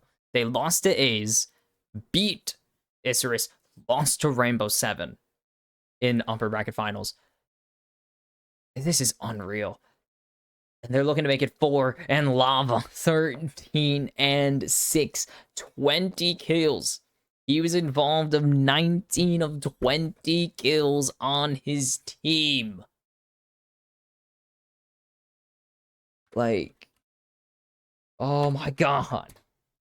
95% kill participation in upper bracket finals. Oops. I accidentally launched BattleNet while moving over to my OBS because I'm skilled. Like, what the hell? This guy is really good, which is saying something because Estral looked so strong. That's such a nice shot, too. But they look so good entered today, but Rainbow 7 have refused to lose since. I don't believe they've dropped a single game, actually. Since that loss, right? No. Since that loss, what is that? 15 now? 15-0 since losing to Estral back in week 4. My goodness. Oh, baby, they are making this look like it's not happening. It's looking like a clean 3-0. Estral will once again, for the 3rd time in 6 splits, 3rd time in 4 finals, go to a lower bracket from the winners finals. Will they battle back? Will we even see a game 4 and possibly Silver Scrapes, or will Rainbow 7 shut the door on the dreams of Estral and punch their ticket to win to grand finals. I will see you after the break for game 3, where possibly dreams are shattered by Rainbow Seven.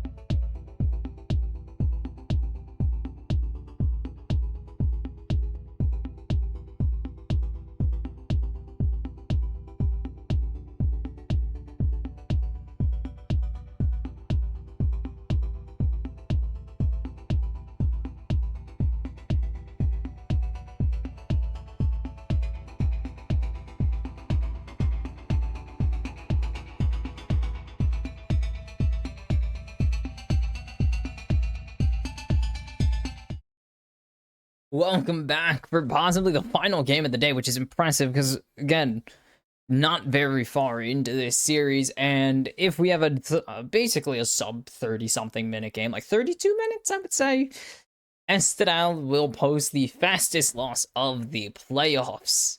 The fastest so far is 6 Karma to the All Knights, and just a shade around an hour 30, a bit over an hour, or just a bit over an hour 20 something, bit under an hour 30, which is impressive because that was supposed to be 6 Karma against a decent Brazilian super squad. CBLOL Super Squad. This is the best two teams in the region, I'm concerned. Instantly, Lee Sin taken away again from Jose Diota. They don't want him on his best champion, and this is going to be Lucian Instalock. I'm not really sure about the Lucian Instalock, but they're going to go with the Lucian Instalock, clearly pivoting. I mean, this is showing Nami, Milio, and they're going to get one of them. They're guaranteed to get Nami or Milio if that's the angle they want. And it's just going to be Zothev going back to the Renekton. It did not work. They're going to steal the Sejuani away, though. Estadal chose to go to blue side for game 2, opting over to the red side. They have counterpick in hand, and they have first jungle move in hand, most importantly. So likely going to save that counterpick for mid or support. And it will just be Lucian Milio. Easy peasy, easiest read in the world. I'm a genius. Genius for guessing the easiest move in the world because it's so obvious when you lock Lucian. It's like when Lucian was locked, it was just Nami every time. Now it's Milio or Nami. Ooh. And what's going to be the final pick of the rotation here? They can really just counter mid or it's counter top or jungle. It's up to them if they want to get Summit something now or if they want to get lava or not lava. If they want to get Odie something now. Really their choice. They can kind of go whatever, and it's going to be Odie getting his something, it seems. Vi, not a bad blind, or not a bad blind when you have no mid pairing yet. And that is kind of the issue. They got Vi, they put it with Corki. You don't put, I'm out of focus. Hey, oi. Hey. Hi. Welcome to my hand in very high definition. I can fix it really quick. Boop, boop. I keep going out of focus. I don't know why. And it's going to be Varus. Okay. I believe Snickers played. It might be his most played. Because he didn't get a lot of Callista. But it's Callista. 8. How do you give this man 8 games of Callista? What is wrong with teams? 6 games, 5-1 on the Varus this season, though. Seriously, how do you give this man Callista 8 times? What? Anyways. Greg is taken away. They don't want to see another Greg. Nautilus taken away. Probably the best pairing we've seen with the Varus all season. So not shocking to see it taken away.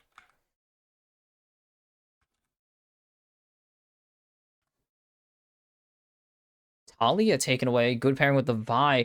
That's going to be Senna. Varus locked in. Okay. Senna Varus. What's going to be the response here? They are saving mid pick, obviously. Ahri is available, though. They can blind the Ahri. Renata taken away from Varus, another good pairing. I didn't even mention that one, but they could just take the Ahri. Not a surprising pick. I'm impressed Estadal didn't go with this last time. I'm impressed they didn't read it this time, but Talia is a bit more threatening, and they don't want the Gragas matchup into Renekton, so they had to sacrifice something. So what is the top counter for Rainbow 7 here? They have a really good comp coming together. They have a lot of damage coming in from the Lucian. Really good support and damage buffs and shields. And it's going to just be a Jax blind. Or not a Jax blind, but it's going to be Jax into Renekton. This is interesting already. And what is going to be the mid pick here? I mean, with Azir disabled for the rest of the playoffs, we're really going to have to see these mid laners pivot over to some not Azir gameplay, really. Unless this is Varus mid. It's going to be the Annie for Cody. Okay, my favorite champion. But I don't know about competitive viability. I believe it got played in LCS and did not win. I'm pretty certain it did not win in LCS this weekend. Match history. Where's the Annie? Because it did get picked recently. It was this weekend. both series went 5. I hate everything.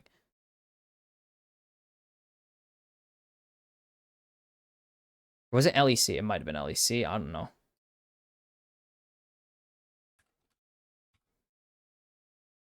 There it is. It was the LCS playoffs. It was Jensen. He won, actually. 4, 5, and 13. Well, Cody, you got to live up to that. I'm pretty sure Annie hasn't been picked yet in the LEC, or in the LLA. Non-playoffs. That is the end of draft. Oh, boy. This is an interesting angle. It hasn't been picked at all, this split. Let's go to the international numbers.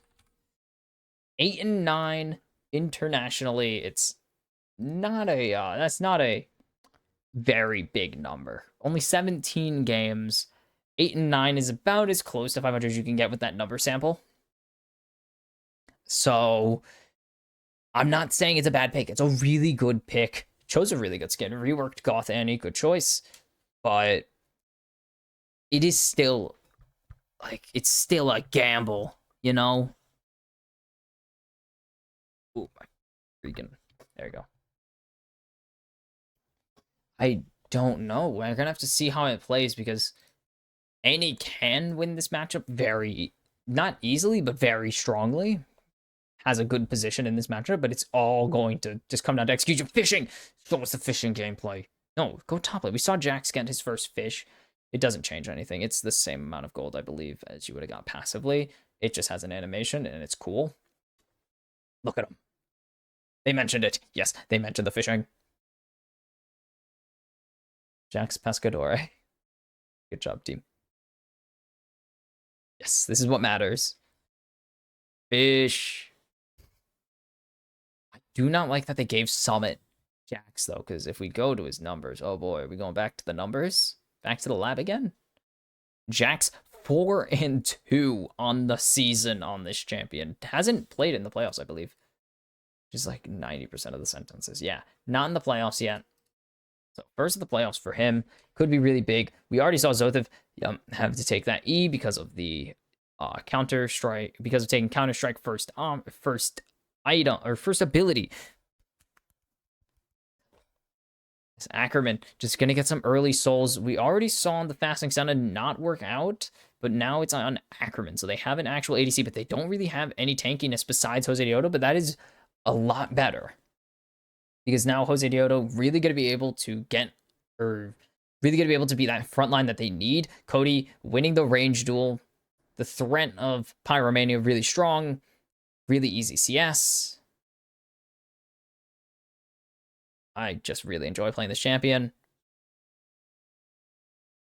And is Lava going to rotate down, grab an early brush on, or grab an early ward on the jungle entry just in case of emergency. Seo going to block the piercing arrow and throw down the cozy campfire there, actually, for Seo. Heal him up a little bit. As Cody going to land the flash, incinerate flash, comes back in from Jose Dioto, lands the stun, and finally Astral get their play. First blood to Cody. And now it's working out. Cody's face checking, though, into the jaws of death. Has gotten the stun up, so we'll be able to get away from Odie. But Lava's back, teleported in. Cody could just back and teleport, respond. And that is not a bad play here. And now Istadal finally getting themselves in a strong position. Did they get first blood last game? I don't believe so. Cody, does he pre-input the W? Because what you can do is pre-input W and flash with it. I think he just flashed Ws, though. Yeah, just flash Ws. But a nice flash response there from Jose Dioto to land the last stack because Andy doesn't add any. Ooh, good stun there. Flash forced out of Summit. And this could be really big, but Odie does have really good... We've seen Odie be really good at answering these plays. Oh, excuse me. Really good at covering his laners. Zothev tanks a turret shot. And now they could go forwards. The kick going to land. Ackerman disengaging. Jose Dioto, no flash available. Seo is getting locked down. Now Odie's getting locked down. It is all about Snaker right now, and they need to get the damage in, but there's no damage coming back from Rainbow 7. And now Snaker flashing forwards. One auto away. It's going to be one for Odie. Snaker not going to land the Q. Ackerman, there's no way you get that kill there, and it's 1-0 in the bot lane. Everything gets spent by both sides, and it's Estral finally firing back. And you can see they're getting loud, they're getting excited. They need to believe in their team if they want to win this. Zothev needs to be very careful here. Summit, no flash, so can't follow that. But now, no counter-strike. Zothev can get very aggressive. He's farming up that Fury, farming back some health. It's just going to be Summit taking his recall. And that is huge. Snake, for the first time this series, Snaker and Cody ahead. Jose Diodo has gotten on the map. A great response gank here. Jose Diodo, the only member that is going to be able to add those W stacks for Jose Diodo. How low does Sayo get? Just dashes away. Snaker doesn't have... Ooh, right off of the flail as well. Snaker picking up that last auto. The Q just misses. Doesn't really have anything left to chase with it. But this is absolutely huge. Finally, we're seeing these two get involved or get a lead, using their early advantages to get somewhere. Cody is playing Annie, a stupidly strong early game mid laner. Has so much pressure early. If they can get Odie off of this, Odie's threatening... is risking dying here, but will be able to get the Drake reset. Instead, they are able to pressure Odie back. They play very well there, obviously. Stacking up, Blight stacks. It's the only thing they have. But just using their range advantage, Odie could not afford to peel off of the Drake and go in simultaneously. There's just no angle he goes in while having Drake control still. It's either he dies or gains Drake control and loses Drake control and likely hands it over, or just disengages. Jose Diodo not around, so they didn't finish it, but they just wanted Odie off. Zothev, he's gonna do it, he's gonna do it, he's gonna do it. The plate demon. The plate fiend, but there's Odie to respond. Zothev has no way out, forced to flash over the wall, barely finding his way to freedom, and that is exactly what he wanted, but that's exactly what Summit wanted there. The plate for a flash is a big trade right there. Meanwhile, the Drake being taken, and this bot lane tower, bot tier 1 being sieged. Estral finally gaining advantages, just over 1.5 ahead. Is that 1.5? Math, yeah, 1.5 ahead in the gold lead right now. Or in the gold diff. Jose Diodo also going to take this time, knowing that Odie was topside, to steal away some camps. Now they're fine. Just finally the control we've been expecting from the team. The clean play. I was going to say the cleanliness, but that just sounds weird. The clean plays we've seen from them all split, now finally being turned into something this series. It's been a rather tough series from Estral, and finally they are showing up to play. Another plating over to Snaker and Ackerman. The gold lead staying at 1,500. They answer actually pretty well. Ooh, that stack's gonna drop, and I'm sad about it. I hate dropping Santa stacks. It's really sad. It's probably brain chemistry that peeves me about it the most, but it's tough. Zothev getting another plating as well. The plate demon this series. Renekton. Really is Renekton.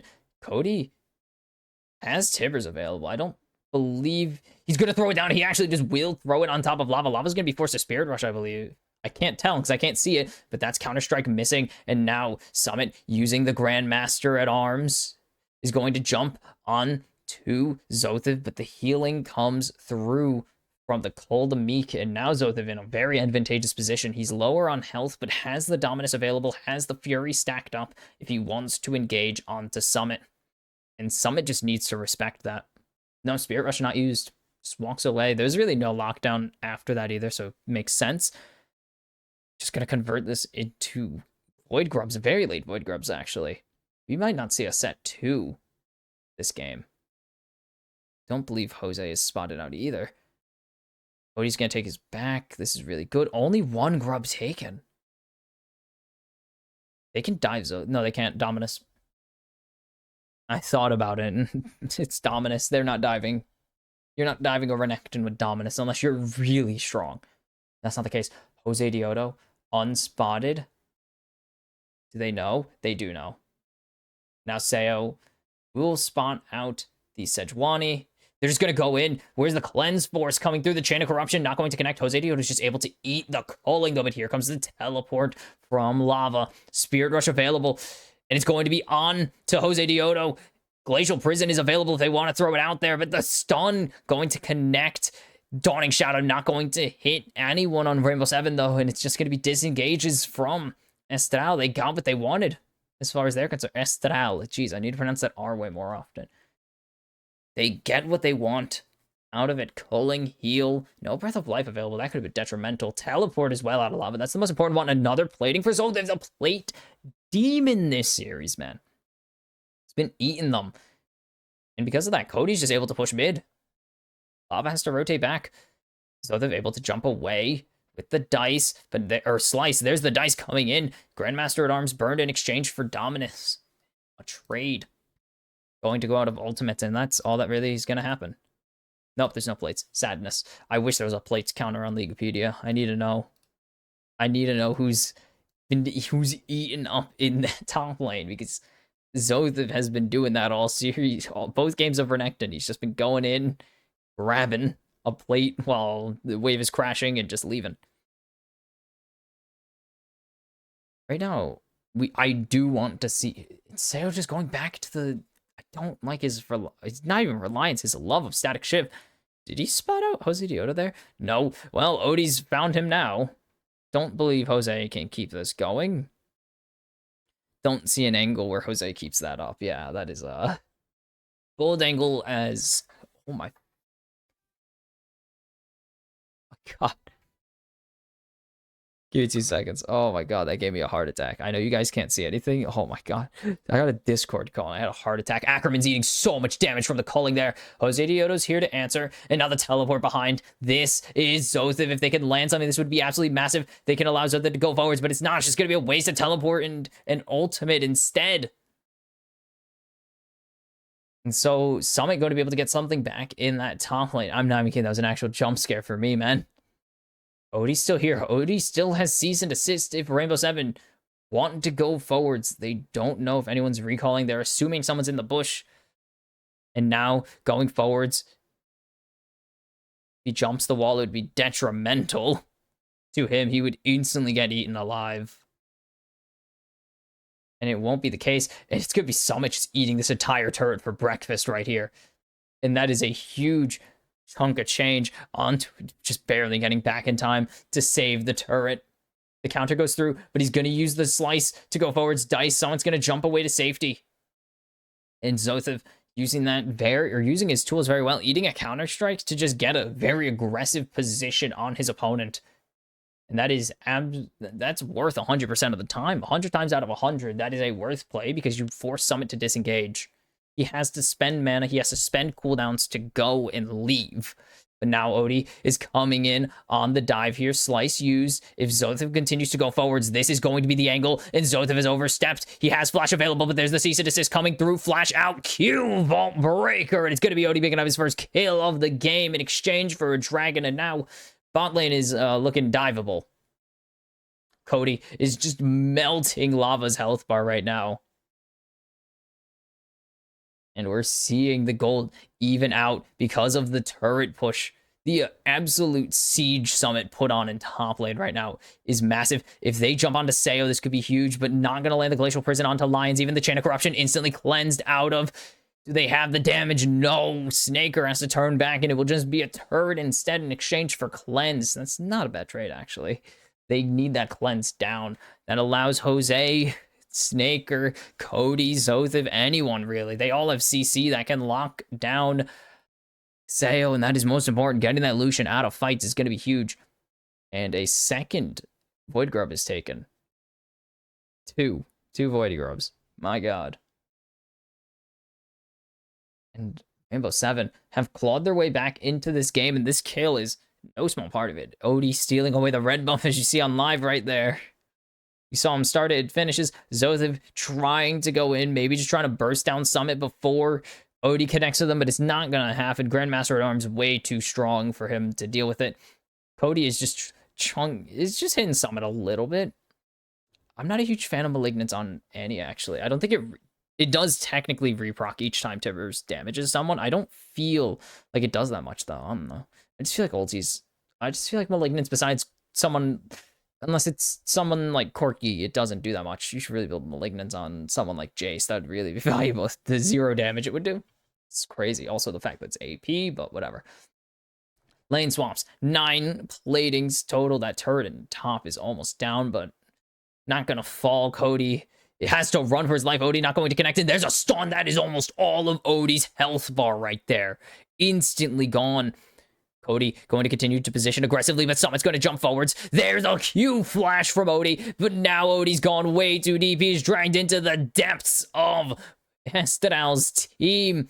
Oh my goodness, Tibbers does reproc Malignance a lot. That is a lot of damage, but Cody gets a bit over aggressive, and it is pure punish from Rainbow 7. And now the gold dead even. Zothiv going to get this turret back in response. Lions instantly picking up that Mikhail's. Usually Milio's first item is Mikhail's. Great rush. If it's not Mikhail's, it is Moonstone, but who cares? Moonstaff. Oh, man. Cody dodges this. Blows up Odie's health bar, but this is where he overextends. Jose's still rotating over. His team needs to rotate to him, and that's just not an option. Like, and then Jose just trolls Odie right there. And you can see the emote. Estral and Rainbow 7 are two of the, like, yeah, and you could just see Summit laughing as his jungler goes and dies. I love that. I love that the Rainbow 7 are just in such a strong mood. They're just in such a good mood right now because they're playing so well that they can acknowledge that that was absolutely hilarious. And now Sayo, lockdown, great breath of life, but will he be able to walk away with his life here? He will actually be able to walk away alive. Odie has the Q, but no flash. Summit's here to party, but I don't believe Summit is going to do anything here. Sayo getting a bit over-aggressive, possibly, and forced to flash out, but has the cleanse up now. 3 cleanses on Rainbow 7 for Sayo. They have 3 cleanses for this man. That is absolutely gorgeous. Rift Herald. Can they let this man drive? He gets the drive and hits Odie, actually. That's a root. That's a stun coming through. Great Mikhail's, but it's not going to be enough to stop all the CC. They just keep throwing in more CC. Lava has been spotted, I believe, by Tibbers, of all people. Tibbers is not having any of Lava's shenanigans. Charm not going to connect, and Lava is in a not happy position. Able to create some space with a Foxfires, though. Every time I hear Foxfire, I just think of the browser. Doesn't even name the same thing. Or I think of Smash Bros. Just think of side Bing all the time. Summit. It's pretty strong right now. In a very nice, has hit a nice power level. As you can see, the damage has been huge from him. He's been beating Zothiv over the head this match. Cody finally putting up some real damage numbers. Sayo as well. I feel like Sayo has been the second place this entire series. Really has been overshadowed by by Lava, who's just been eater of worlds Cody this series. That it's really hard for us to give props to Sayo to do anything because he's just been stuck on basically support duty with how little damage he's dealt comparatively. He's consistently been doubled up by Lava, who's just been putting on clinics on the Corky and Jace. Can they go forwards? They're going to immediately hit Sayo. That's 2 cleanses already forced out. But Estral needs to get something out of this. Dawning Shadow going to connect. They are not going to get this dragon. The charm is huge. Zothiv finally kills Summit. It's going to be 2 for 2. Double kill for Zothiv. And it's going to be 2 for Snaker. And finally, Estral have come alive in this series. 4 for 1 in favor of them. They lose the Drake. They win the fight, though. And now push mid is the goal they have in mind. They have 4 minions and a lot of damage to put down. 5 minions. Oh, 5 minions and a lot of damage. And the money going to Zothiv and Snaker is absolutely value. Unreal. They have no Void Grubs. It was 2 to none. I think it's 2 or 3 Void Grubs to none. There were no grubs taken this game, man.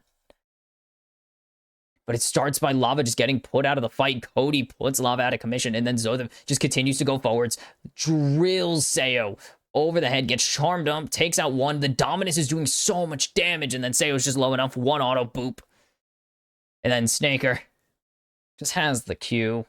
It's too damn easy for him sometimes, and now this is what we're expecting. 2 items on this Varus. Zothev was in there. 3,000 damage that fight, going really well. Sayo's health bar has just disappeared with a singular QE. 1 from Ackerman and an E from Snaker. That is a lot. And this is more of what we were expecting. 3,000 gold ahead for Estral. They are not done just yet. They are putting the fight in. They are putting in the work here against Rainbow Seven. Now, has Cody been caught out? Or has Summit been caught out? There is no chance. Oh, he is able to escape for the time being, but that's the Grandmaster at Arms burned, even with the flash. Zothev is here to follow him down. There's the Glacial Prison. There is Zothev continuing the chase down. They are finally out of damage, and Summit burns everything to escape with his life. Escape artist, that Frozen Heart coming in clutch. And he'll be able to survive in the time being, and he is a core piece of this game working out. Not even teleport, just ran, sprinted to the top lane. Cody puts in the numbers. And now, trying to lock down Snaker. Odie has been caught under the turret, though. Snaker fires the Q the wrong way, but he doesn't even need it. Snaker's unstoppable. Great flash W there from Cody, but no follow-up just yet. Cody now charmed up, tanking a culling. How much more damage can he eat? Not that much more as he has fallen to lava. Has Rainbow Seven found a fight? Everyone's running away. Summit's not going to be able to turret dive in this situation. But it's not going to be everything Rainbow Seven wanted. They're only going to be able to get 1 here, and it's Cody who's not worth... I mean, he's worth 300 gold. 300 gold's 300 gold, but he's not worth the most. You want Snaker, you need to get that man dead. And he escapes. Could have cleaned it up a little bit, then Q going the wrong direction was a little brutal. But Odie thought he had the angle, misses the Q flash, just didn't have the range. Snaker playing all the way on the other side of the lane. The culling, I believe, was available that whole time. You see that Q, it was funny. But it's 1. Cody finds such a good engage. But Lava's here to play and just is eating a little too much. Nice kick, actually, to prevent Cody from disengaging any further. Lava going super low. Snaker going low. Great flash there. Great breath of life to keep Sayo alive as well in case Ackerman wanted to keep free firing. They think they found Cody. Summit is blocking a lot of damage, but how much more can he afford to take? The Dawning Shadow will come over and shield and damage everyone. Cody will fall, but it's a double kill now for Snaker, who is, I believe, 7 kills in a row. Now 7 kills deep on his spree. Sayo, he's just going to continue laying in the damage to Sayo, I should say. As Ackerman is just guarding. And that's immediate Mikhail's on the route, but it's going to be Ackerman picking up the kill, and it is Estral's time to shine. Finally, they have found a game to play. It is Baron time. I keep saying finally, as if they haven't been controlling this. As if they haven't been rolling this game, and they continue to just stake their claim on a game win, at least in the finals. And it all starts with Cody. This fight starts with Cody getting caught out, laying in the damage. I don't believe Tibbers is on. No, Tibbers is on the Rift. You can see because it's recast. And Tibbers gets angry, but a great Dawning Shadow is really the moral, is the catalyst for all this. A great Dawning Shadow to keep Cody alive just that extra bit longer, preventing Summit from getting the healing on his coup de grace. All it needs, and then they think they can burn down Ackerman. Sayo, great Mikhail's there from Lions, but Sayo's just locked down, put in the prison, and killed off. And now Estral wearing the purple for the 2nd time this series, and for the first time it actually matters. And they can do something with it. 3,000.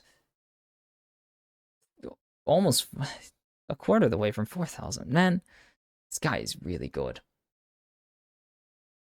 The damage that Snaker's put out is this is closer to what Snaker's been doing all season than it was before, than the first 2 games. It's going to be a bot tier 2 in exchange for a top tier 2. The top tier 2 is just a little bit more valuable. Somehow Summit killed that. Absolute legend for killing that while in bot lane. and it's going to be Drake time. Estral getting this actually is huge. They need to deny Rainbow 7 as many stacks as possible because, ooh, oh, that one felt bad. Ow. Odie and Summit getting Drake Soul, a Mountain Drake Soul would be absolutely horrid to go off against. And now the damage numbers, Cody, Sayo, and Snake are more of what we were expecting entering this game. Lava not up there, which is impressive because this is probably the highest damage Ari's done in years. This patch has had Ari at her absolute strongest she's been in a long time since the mini rework. And it's just not. Somehow this game specific, this is the one game Lava's not popping off. Only an average 3 and 3. No assists, 3 kills. So the dodges away from Summit's leap strike, counter strike. Yeah, it is called counter strike. I had to look it up to make sure it was called counter strike because I swear it's just called counter. I think it is still. Oh, Cody's just sieging top lane while all this is happening. No grubs, man. It's so weird seeing no grubs, actually, because I'm so used to them being at least 1 each, because teams usually do make an emphasis on getting 1 each, but have they found the cutoff angle? Snaker is able to run away, but the cease and desist will lock him down. Cody will fall with them, and Rainbow 7 find a gorgeous catch out. A great collapse there onto Estral, and that is so much gold in their pockets. Who picked up the kill onto Snaker? That is 1,000 gold. I believe it was Summit, or it had to be Odie who found it. Yep, that was Odie. That is huge. 1,000 and some change into the gold diff now for Rainbow 7. And that is a lot. That is a big problem that Estral need to worry about now. 3 assists there for Lava. And it all starts with Summit's teleport. They're collapsed on. They need to disengage. Snaker able to flash out, survives the initial engagement, doesn't even matter because he is smacked right back down. Sayo finally gets a kill. He's been playing the support again. He's been playing the support Lucian this series, or this game, like he was in game 1. But it's still almost 5k gold diff. It's closer to 4,500, but it's still quite a bit. Rainbow 7 are still just trying to catch out Zothif, man. They've spent so much time trying to catch out this guy, and it's never paid off. He always escapes. He's been escaping this entire game. I don't understand why they keep putting so much okay, there we go. They didn't put any resource into killing him this time. That wasn't even hair. What the Sorry, I'm just so used to them putting resources into killing Zothif this game, where it's not going to pay off. Good control word. That missed? Okay. Baron in 1:30 here. They're just gonna steal it. They're just gonna take this blue buff away from Rainbow 7. Estral looking to keep this lead intact back to 5k as they've caught out Summit now. That is absolutely value. The big, scary CC man is down. It's gonna be Snaker. 8 kills on this game. All on the back of Jose Diodo, who's finally shown up. 12 of 13 takedowns. As Odie is just trying to get to the turret. The teleport came in there from Lava. As now they found one. It's going to be Snaker falling in Sayo's hands. Have they found the re-engagement? Zothif is here to play. Odie's running away to safety. And Rainbow 7 make it a 1-for-1. They get Snaker down again, but it is still Estral who come out on top of the play. And again, it is just the plays coming out in Estral's favor. Yes, it's a 4,000 gold lead now, but with Drake's Soul Point coming up, Estral have found control of the bottom river. But they're not even going to go over there. They're just going to worry about the Baron. They're going to get control of top river here. First and foremost, from what I can tell on the minimap. Yeah, they're getting top control. They're pinging all over the top river. And this is, again, Odie and Lava. Boom. Locking down this carry. Something we did not see Estral do with the Ahri in their hands. They will get out. Have they? Nope, they had a ward. Oh, Tibbers going to miss, but the Glacial Prison going to connect onto Odie. This could put a huge dent. Oh, good jump. Good force disengage onto Summit. That could have put a huge dent. It will put a huge dent onto their controllers. It's a 4v5 for control now. Tibbers gets away to safety. Good job, Tibbers, using teleport. And it's going to be Estrella looking for the Dragon de Montana. 7,000 health. There's no smite coming in, but Odie has made it back to the play. If they can just get this, they're going to try and lock down Snaker. They will get the fight. The Dawning Shadow's just too little, too late. They need to get Summit down now. They need to get Lava and Summit. Cody finds Summit. It's 1-for-1. Who gets the Drake? It's going to be stolen by Odie. But is it going to be enough? Zothiv finds the third member of Rainbow 7. And 3 members of Rainbow 7 will fall. Lava is going into mid. He has no mana, no flash, but Zothiv has no chase. Holy cow. Rainbow 7 come back into this game swinging, but it is still not enough. They get the Drake. They deny the soul for now. And this just devolves from let's steal the Drake to a full, or just from a catch out on Rainbow 7's end to just throwing hands. The Dawning Shadow just way too late there. Should have threw it. I mean, I know he wanted the Q, but that's not enough. But then once Lava throws out that combo, the Crypt Bloom from Cody is enough to save the rest of his team. Oh, Summit gets locked down, baby. This is absolute chaos. The game has devolved. We are just throwing hands at each other now. It is great. How the hell is Jose Diodo 0-0-14? He has been in every major fight, and it's just coming out smelling like daisies. 4,000 damage from 2 members of Estanal. 3,500, almost 3,500 from 2 members of Rainbow 7. The damage is huge. Seo's already half-healthed. That's Lions getting locked down. This could be really good. Breath of Life is out, but it's just Zothiv getting bodied in the backline. Meanwhile, Lava's bodying their backline, but he's still going to be good for 1, good for 2. Zothiv, are you kidding me? Zothiv has found a iconic play. The crazy, I'm just gonna dive them play works out, throws down the Dominus, finds the bot lane pairing, the bot duo of Rainbow 7. I don't even know how. Lava, I thought it was over. I thought Zothiv was caught. I thought Lava made this play super value. Just gets that Breath of Life out. The stun not available. Odie's peeled back. And because Zothiv is all the way up there with Jose Diodo, they do get really good entry. But then the re-entry of Zothiv, they could have, it's a 2 for 2. This is going crazy. But Zothiv goes on a psycho play into the backline. 4,500 damage. He is killing it, that fight. Because they have to draw back so much to answer Zothiv's crazy suicide play, Summit is forced to disengage. He can't keep going forwards onto Ackerman and Cody because Odie's not there to back him up. And Lava's already dead. Or not Lava. Lava's not already dead. But Lava and Odie have to peel back because they need to help Seo and Lion survive. They don't. They at least trade them. But they don't survive as Rift Herald or Rift Scuttle taken. It's so weird to say Rift Scuttle, but I say it all the time, actually. Never say River Scuttle, I say Rift Scuttle. Because I'm an idiot.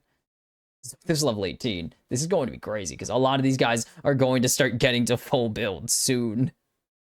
Very soon we're going to start seeing a lot of full build dudes. And a lot of damage is already flying out. If they can catch out one member, this game could be over. Both teams are pushed on. There's a really big push in at least one lane as it's Baron o'clock for Estrella, and they choose to not go for it. They will just peel, not off of it. They won't peel off of it, but they choose to not go for it. So if it gets stunned up, uses Slice and Dice and gets stunned up, but Summit going to leave Shrek to safety with the ward. And again, Estrella in full control of the top river.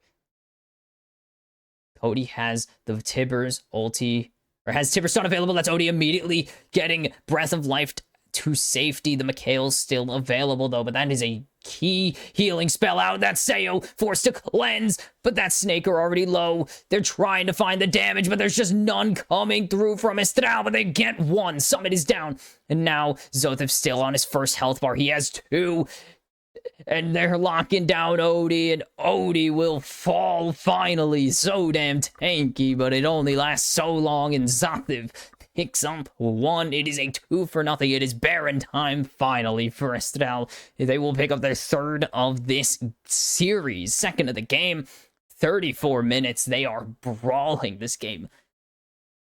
5,000 gold ahead. They're going to make it 6,500 gold ahead. Cody dodges away from Lava's combo from the charm, is able to escape with his life. 2, 5, and 13. That is an effective Annie right there. He's not going to go an explosion build either. They already get the Breath of Life out. That is huge. Glacial Prison forces the Breath of Life, so there's no cleanse, there's no mass heal, and Sayo's forced to use his cleanse. And then Cody able to escape, peeling the Dawning Shadow Shield plus his own Molten Barrier is enough to save him. And now they've split up enough that Odie is way too overextended. Because Ackerman and Snaker have the threat of being a very fed Varus, a very fed lethality Varus who can wipe you in a few auto attacks in a queue, everyone on Rainbow 7 has to peel back and allow Odie to just be given up. Almost 4,000 damage from 3 people. Jeez. Lava is putting up the monster numbers that we have seen from him this series, finally. And this is still up for contention. If they landed that stun, that would have surely been the end of Lava in this fight, but it will just be the end of their top turret. The culling is only going to cull Jose Diodo, and he's still half health.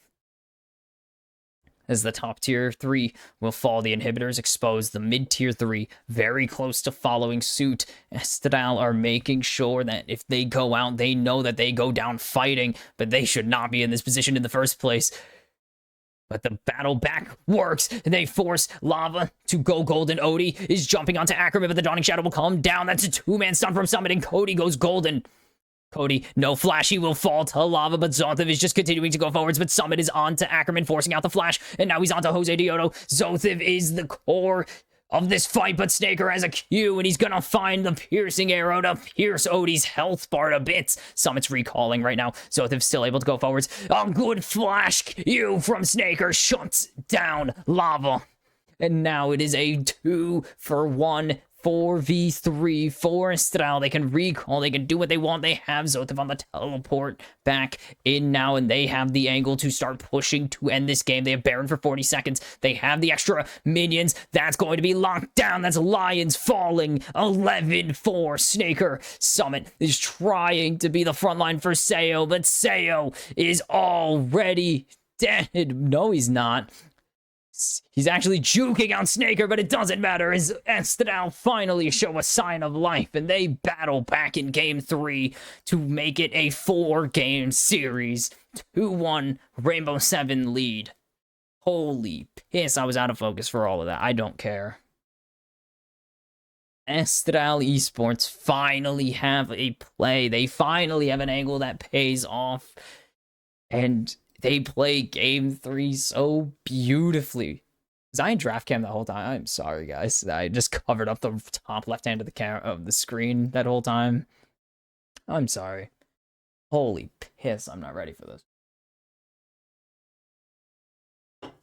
And that went from longest series or shortest series of the playoffs to we got ourselves a battle in so fast, just so fast.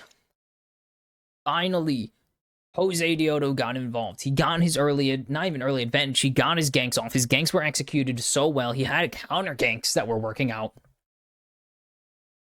We had Cody finally getting involved.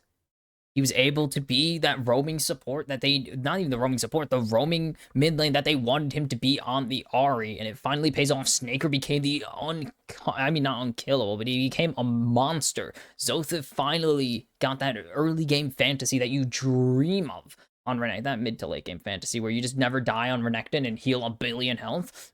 Finally got that. And that is exactly what Estral needed to play for this entire time, because it is really, really scary still that they're in this position. They're going to get one, but you need to get two more. And before you can get two more, you got to get one more, and you got to force silver scrapes. And it would be the first silver scrapes of the playoffs. It would be easily the longest series of the playoffs, without a question. As this game went long, 30-something minutes. This didn't go long. It went hard, though. Like, this is a mid-game fight. This is where Zothev really first turned the tables. This is where Estral really got to stretch their advantage. Snaker point blanked him with that. That's BM as hell. I love it. And then this fight, this was what went from a typical Drake steal angle turns into a full-blown fight where it all revolves around whether Summit will die, and he does. And it all revolves around Lava and Odie and Jose so well. And Ackerman gets to show up and be the guy. Zothev gets to flash a lot of the things that made him a very reliable top laner all season. And then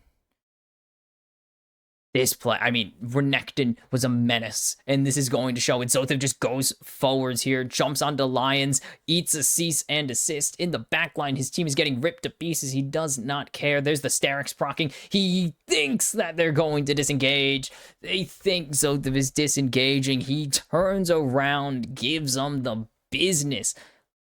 Lions walks forwards, thinks he's in a safe position. Slice, diced, gone.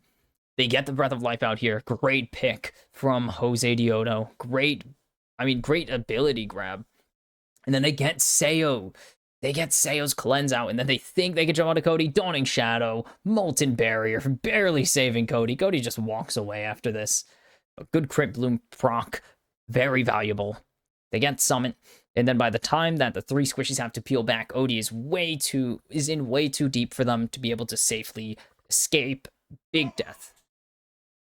And then this is where it all comes down. They think they found the angle. I think they found the angle. Summit deletes Cody. Jose Diodo's so low, jumps onto Ackerman. Ackerman forced a barrier, forced to flash away to safety in case Summit runs in. But Zothev and Snaker are monsters on the rift. Zothev puts everyone solo. Snaker just walks up, cues Odie in the face. Q, look at this flash.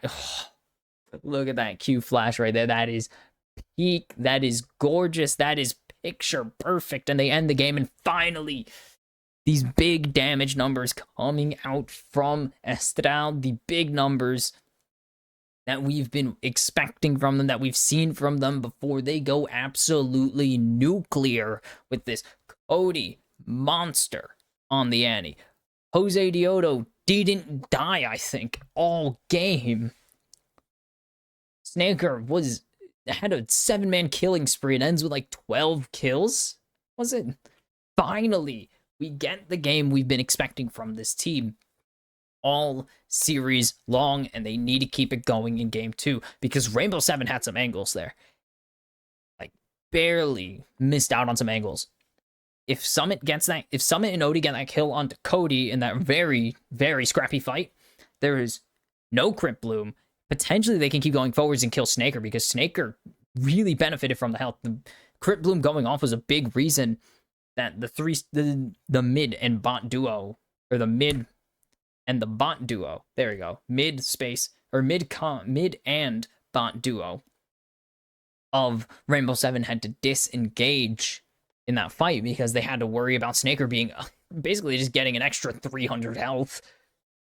And that is not a joking matter, especially when one of your big bruisers are down, that it's going to be healing, going to be making a mess. Zothev's still at his second health. Actually, this is before Zothev. No, Zothev still had a second health bar available too. They could not re-engage that. Lava found some good picks, but it just was too late for them to really capitalize onto them because Rainbow 7 were not able. There was enough stalling from Estral to be able. I mean, Summit was going on a wild goose chase to kill Ackerman and Jose Diodo and come up empty-handed. Like, the three squid again Without Summit in the front line, there is no big presence to force them to disengage. Zothev is just able to walk forwards without the threat of a stun into everybody piling on top of him. There is nothing to stop Zothev from going forwards. And it's exactly what happened. Zothev goes in, plays his first life pretty much, procs the Guardian Angel, allows Snaker to pop off, respawns, and just keeps partying like it's no one's business. And for MVP, it is, you know who it is. It is Snaker. 11, 3, and 9 this game. Menace to society. This is the final fight of the game, I believe. Yeah, this is final fight of the game. And he's a really backloaded Snaker moment, but look how much damage he's outputting here. He is lethality, so he's all in the abilities, but look at the damage he's putting. And then Odie is gone. That's one takedown on a life for Zothev. And now he has half a life. And out of the golden, into the flash Q, piercing lava. And that is easy peasy for him. He's never seen an easier kill for him to pick up in his life. He's never had it easier, and it's never going to get any easier. And so, Rainbow 7 do not have the death grip they have on the series, but they are still on match point. But Astral finally ball out. They break the 15-game winning streak of Rainbow 7, just like Rainbow 7 did to them 4, 5, 6 weeks ago now. And we got ourselves a series, and I'm really hoping it keeps up. Will we get silver scrapes, or will Rainbow 7 shut the door and book their ticket to their 4th straight? I want to check that before I say it, because I feel like it's going to be wrong. It's all about this one. To their 3rd straight LLA Grand Finals, and would move themselves 3 wins away from their 2nd straight MSI appearance and their 3rd straight international appearance. I will see you after the break to see whether Rainbow 7 seals this up or Astral sends us to silver scrapes.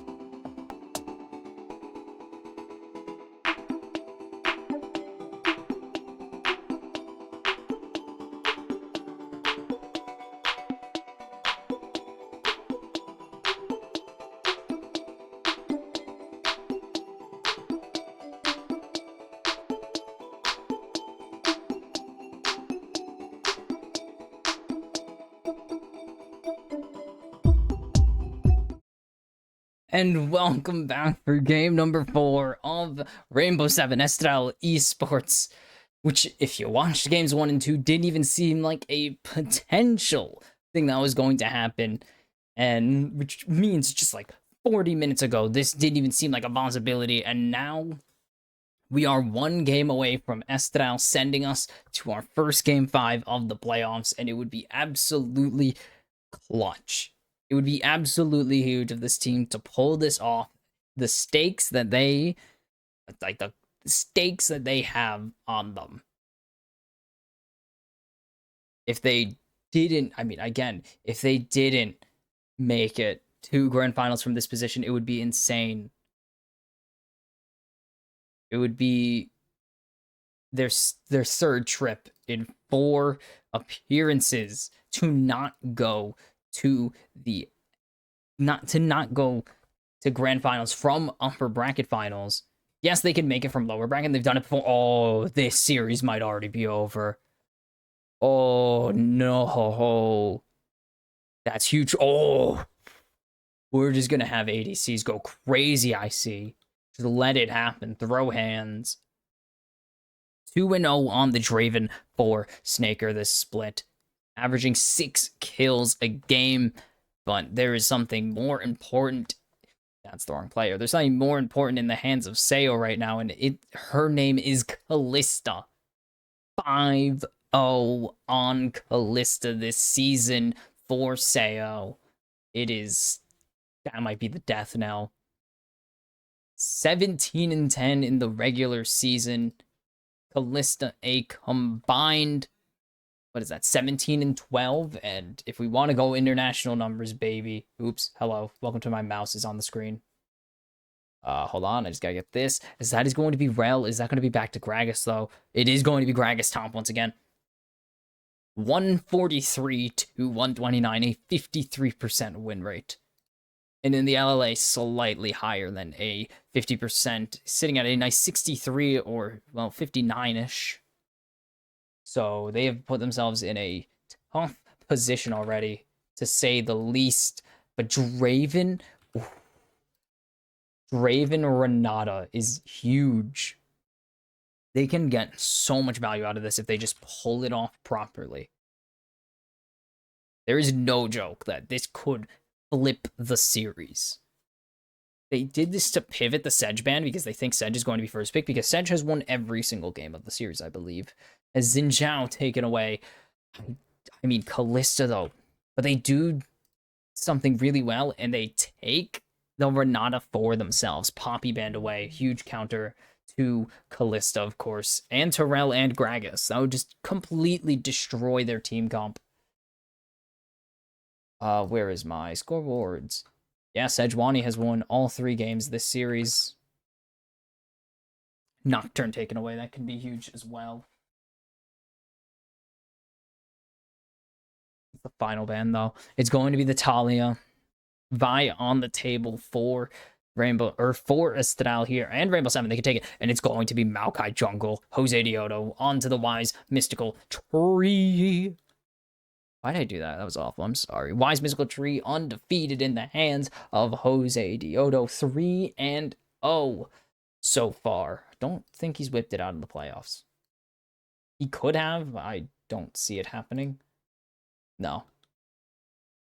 It's going to be Viego. It's going to be Annie sniped. Not even sniped, just taken away here. And what is the mid counter going to be? And it's, oh my god, this could be huge. What's the response? That would be massive, and it is Cody calling his number. He says, give me the Cassiopeia. I'm playing it. Finals on the line here, and he's calling for the Cassio. Those are some huge huevos. We saw him play it once already. I believe it was against Isurus, yes. He crushed, I believe it was Kaze. He did. He destroyed Kaze on it. 9-0-5. But will he beat Lava? That is the question, because this is a a bet on yourself situation if I've ever seen it. I can't. We're gonna have to see, obviously, what's going to happen here. This is a big deal. This is me out of focus. Hi, autofocus? No, autofocus never focuses on my face, on the Y. I don't know what it's focusing on, but this is massive. Upper bracket on the line. You need 2 wins, or grand finals on the line. You need 2 wins to make it. You need 1 win just to get this thing started, to get this thing kicked off. And you're calling on the Casio. 1 game in the LLA this season. It was only you. You were the only one this season, so you're the only one who's gonna know how strong it can be. And Rainbow 7, I hope, have prepared for this, because this could be absolutely massive. We've seen Cody take over games on so many different champions. Azir, Corki. I've run out of champions already. That is hilarious. We did see him take over on the Yone. But Azir, Corki. We saw him play Gragas twice, which is very fun. Of course, Ori, LeBlanc, Tali, all those champions. We've seen him play Akali and Nico before it was disabled. And now you face the Casio once again. Is this a signature pick or something? The only way I can explain this is it's a signature pick, right?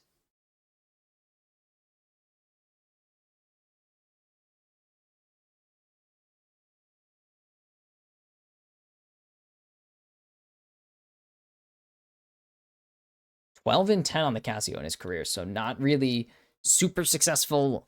I mean, successful, yes, positive win rate and all that, but it's not this huge pick. It's not Faker's LeBlanc levels of huge, so it's going to be interesting to see. But this Gragas lane was so difficult for Zothif to play. He just really struggled to play into him last time. He could not handle it, and we're going to see if this is the case again. That we're just seeing the Gragas be a massive problem for Estral. But so far, not a huge problem, but Grag is not really going to trade outside of Grass procs. And Cody Cody can be huge. Machine Gun going to get stunned up here, so will trade just about as much health as he's gaining. As there's a flash already from Sayo, but Ackerman's going to be able to walk away with his life.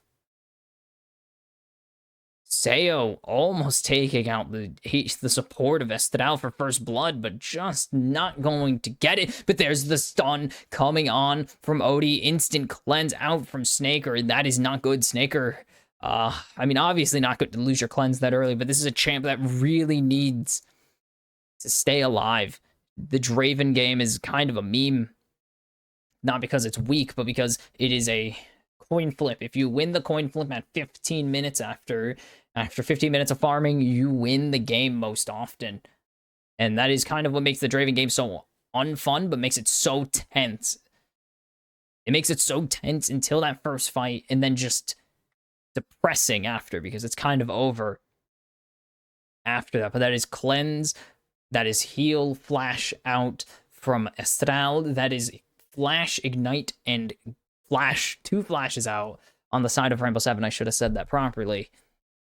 I just didn't say the other flash because Snaker didn't use his flash, so I feel dumb now. But this can be very dangerous. No cleanse on Snaker means he has to flash lines as Q, which can really easily be not dodged. If he hacks flashes perfectly, it is going to be impossible to take any position, but Ackerman going to just use his longer range to zone off Sayo. Summit and Zothif so low. They are just throwing haymakers at each other. They're trading any chance they get because they can. So they're just going to continue putting his health bar slightly higher with that Cole the Meek. He wants to get this wave pushed in. He's going to...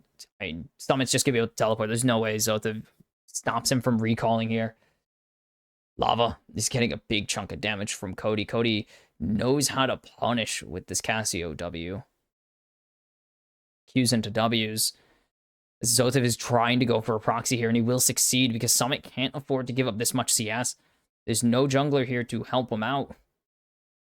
So Zothev going to be able to grab this and recall right in the lane. It's absolute big brain plays, and by that I mean he's playing into a tank. Playing into Gragas, he can get away with this. Slava will get first strike. Odie is here, but he's spotted out. Cody has the control ward, has the flash available, so actually there's no regank possible here from Odie as well. So well played there by Cody, actually. Positioning far enough up the lane that Cody could not pick up anything, or Odie couldn't continue to go in. That's a weird, like, if you think about it, it's a weird. Oh my god, Cody's just dropping. Is it just not showing kill gold? I swear he did not just. I swear he just dropped that minion.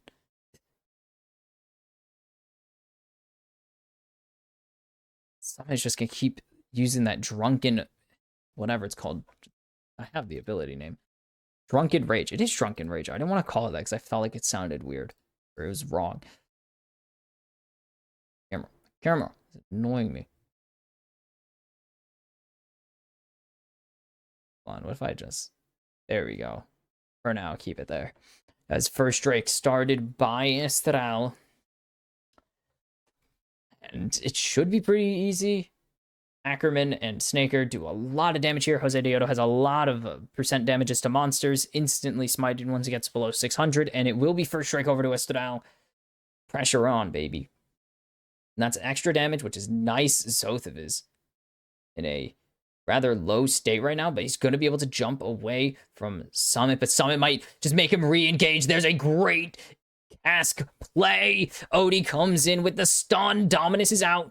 Flash force, but a great body slam flash from Summit. Picks first blood on Parodi, and now Estral behind 500 gold already.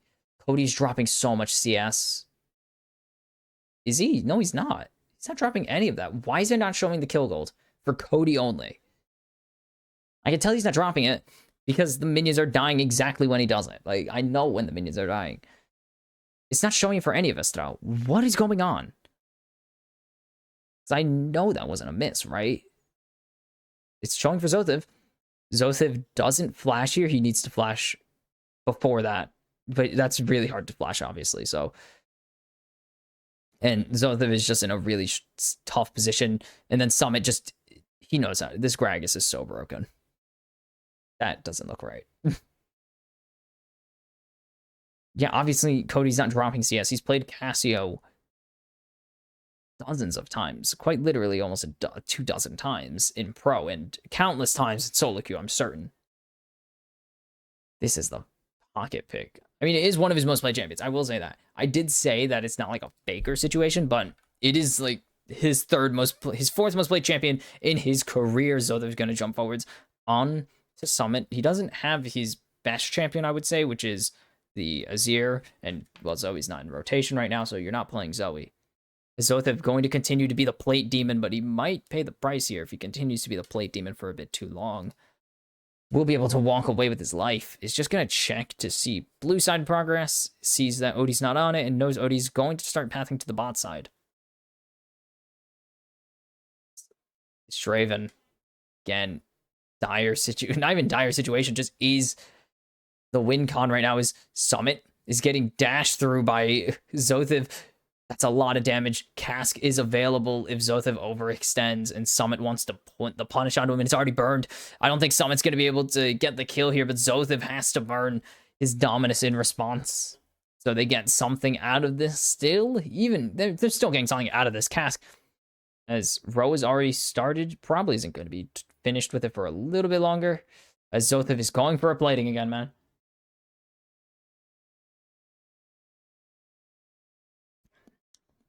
Jose throwing out the Nature's Grasp is just trying to get his blue buff, but he's not going to be able to smite it in time. But that's a nice two-man stun, jumping forwards, and that's going to be Snaker cashing out. Have they gotten a huge fight win? Indeed they have. That's not what I meant to say. I said yes. God damn it. That is so important. Snaker cashes out. I don't know how many stacks that is. We'll see how much gold it was worth, and we can estimate the stack, or just how much extra gold he got from that, but that is so good for him. He cashes out, and now he is thoroughly ahead. So this spots out Lions and Seo. So now Jose Dioto knows what's the business. They try to go for the stun onto him. He's going to miss the smite here just a little early. His Q didn't connect. But Whirring Death, great auto attack. Didn't see how much extra that was. Damn. But that's opportunity finish. So it was a lot. It was a lot. Opportunity.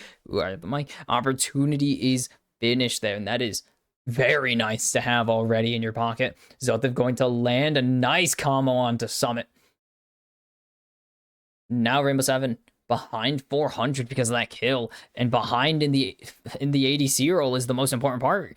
Is you're behind in ADC, and that is very important for you because Summit going to go in, has the cask available, but Zothev is fully stacked here. You need to be so careful. If you think you're going to go in, there's the explosive cask out, just trying to throw Zothev off his game. I don't even actually know what the point of that cask was. Get some extra damage and wave push, obviously, because you could see he killed almost the entire wave. He just wants to reset here. I'm an idiot and didn't think of that option. But just kills off that entire wave with minimal effort. Cody going to take a turret shot. Doesn't really matter at this part. Yeah, okay, so his kill, yeah, you can hear the gold going off. There's just there's no gold graphics. I don't know why. As Summit teleports bot lane, trying to cover this turret, and he'll cover a little bit of it, but they're still going to give up a plating here. Still versus plating, and total gold 500 ahead of anyone. 4,500 gold right now as Jose Dioto is going to jump onto Odie and just punch him away. Lions is just playing the map with Seo. They lane swapped, actually. Very interesting. It's Ackerman going to just try and land some poke onto Summit. It's not going to be really easy to do because you're Summit, but Rainbow 7 rotate everyone topside. They want these Void Grubs. They don't want a 2 or 3-0 split like there was last game. That's not split. That's barely a single set of grubs were taken. I don't even know if the full set were taken. They took these so late. And there's going to only be a 3-0. Actually, they might have took them already. I don't know. There's no counter in this tier. Oh, Snaker. A nice handshake from Ackerman, but he's going to take 2 turret shots in response. And the Void Grubs finished off here by Rainbow 7. I don't know how many grubs were taken overall. We see the picture-in-picture, which I don't think you guys can see really at all. I'm sorry.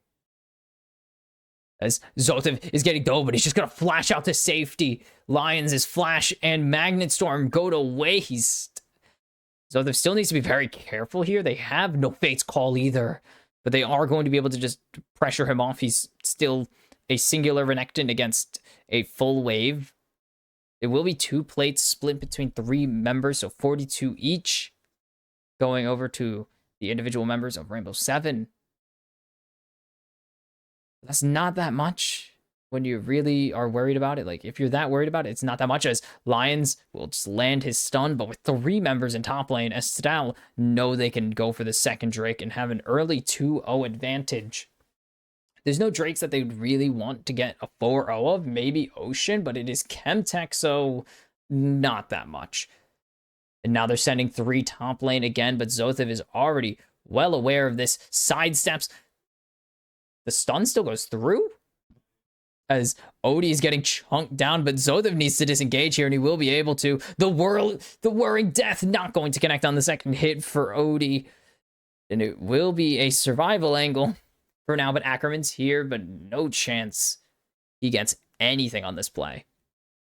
Instead, going to be more platings, unless Ackerman wants to blind over the wall. Not going to happen. Jose Dioto has walked up really far. Lions spotted out. Does Summit finish this turret? Yeah, Summit finishes this turret. And so it will be first turret over to Summit again. Odie has Sundered Sky. Nope, Cody's here. Cody saves the day once again. Why is their gold turned off? I know why it is. And I remember I did this to myself once. It was very stupid. I did this while doing observing casting. Well, I had to do my own obs for casting, which is annoying. Please stop making me do my own obs for casting.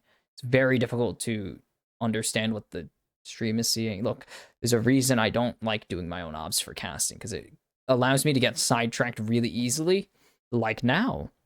But with me having to pay attention to other things. Anyways, Estadal, easy Drake take. Again, they have a Renata, Draven, Maokai that is really fast, but Cody has been caught out, and there's everyone jumping onto him, but he's going to be able to flash to safety for now with the blast cones, but Odie's going to use his own flash to make sure that the snake lady dies. The Gorgon will die.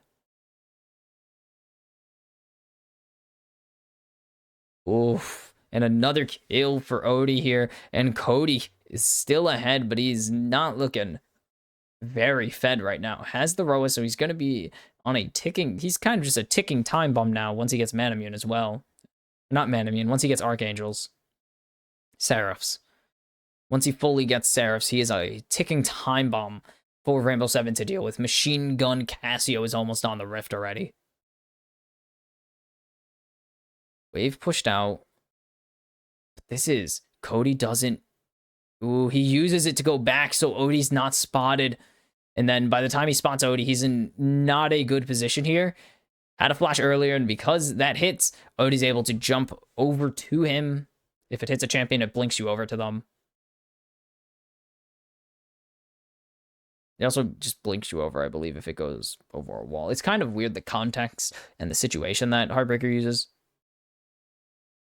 As Summit is just trolling Zothev right now. Yep. And Zothev just going to run back to his turret. A great cask. Never mind. Zothev is going to fall here shortly. He's healing so much. A great Eclipse shield there. And well played by both. But Zothev going to be able to escape Summit.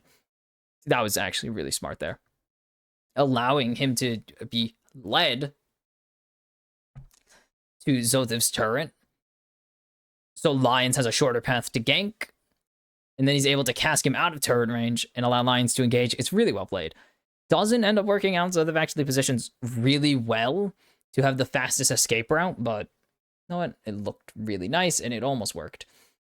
Raptors, some of them stolen by Jose Dioto, will be finished off by Odie, so a bit of a trade there, as Ackerman going to cancel that Hex Flash over the wall there. Good use of the vision.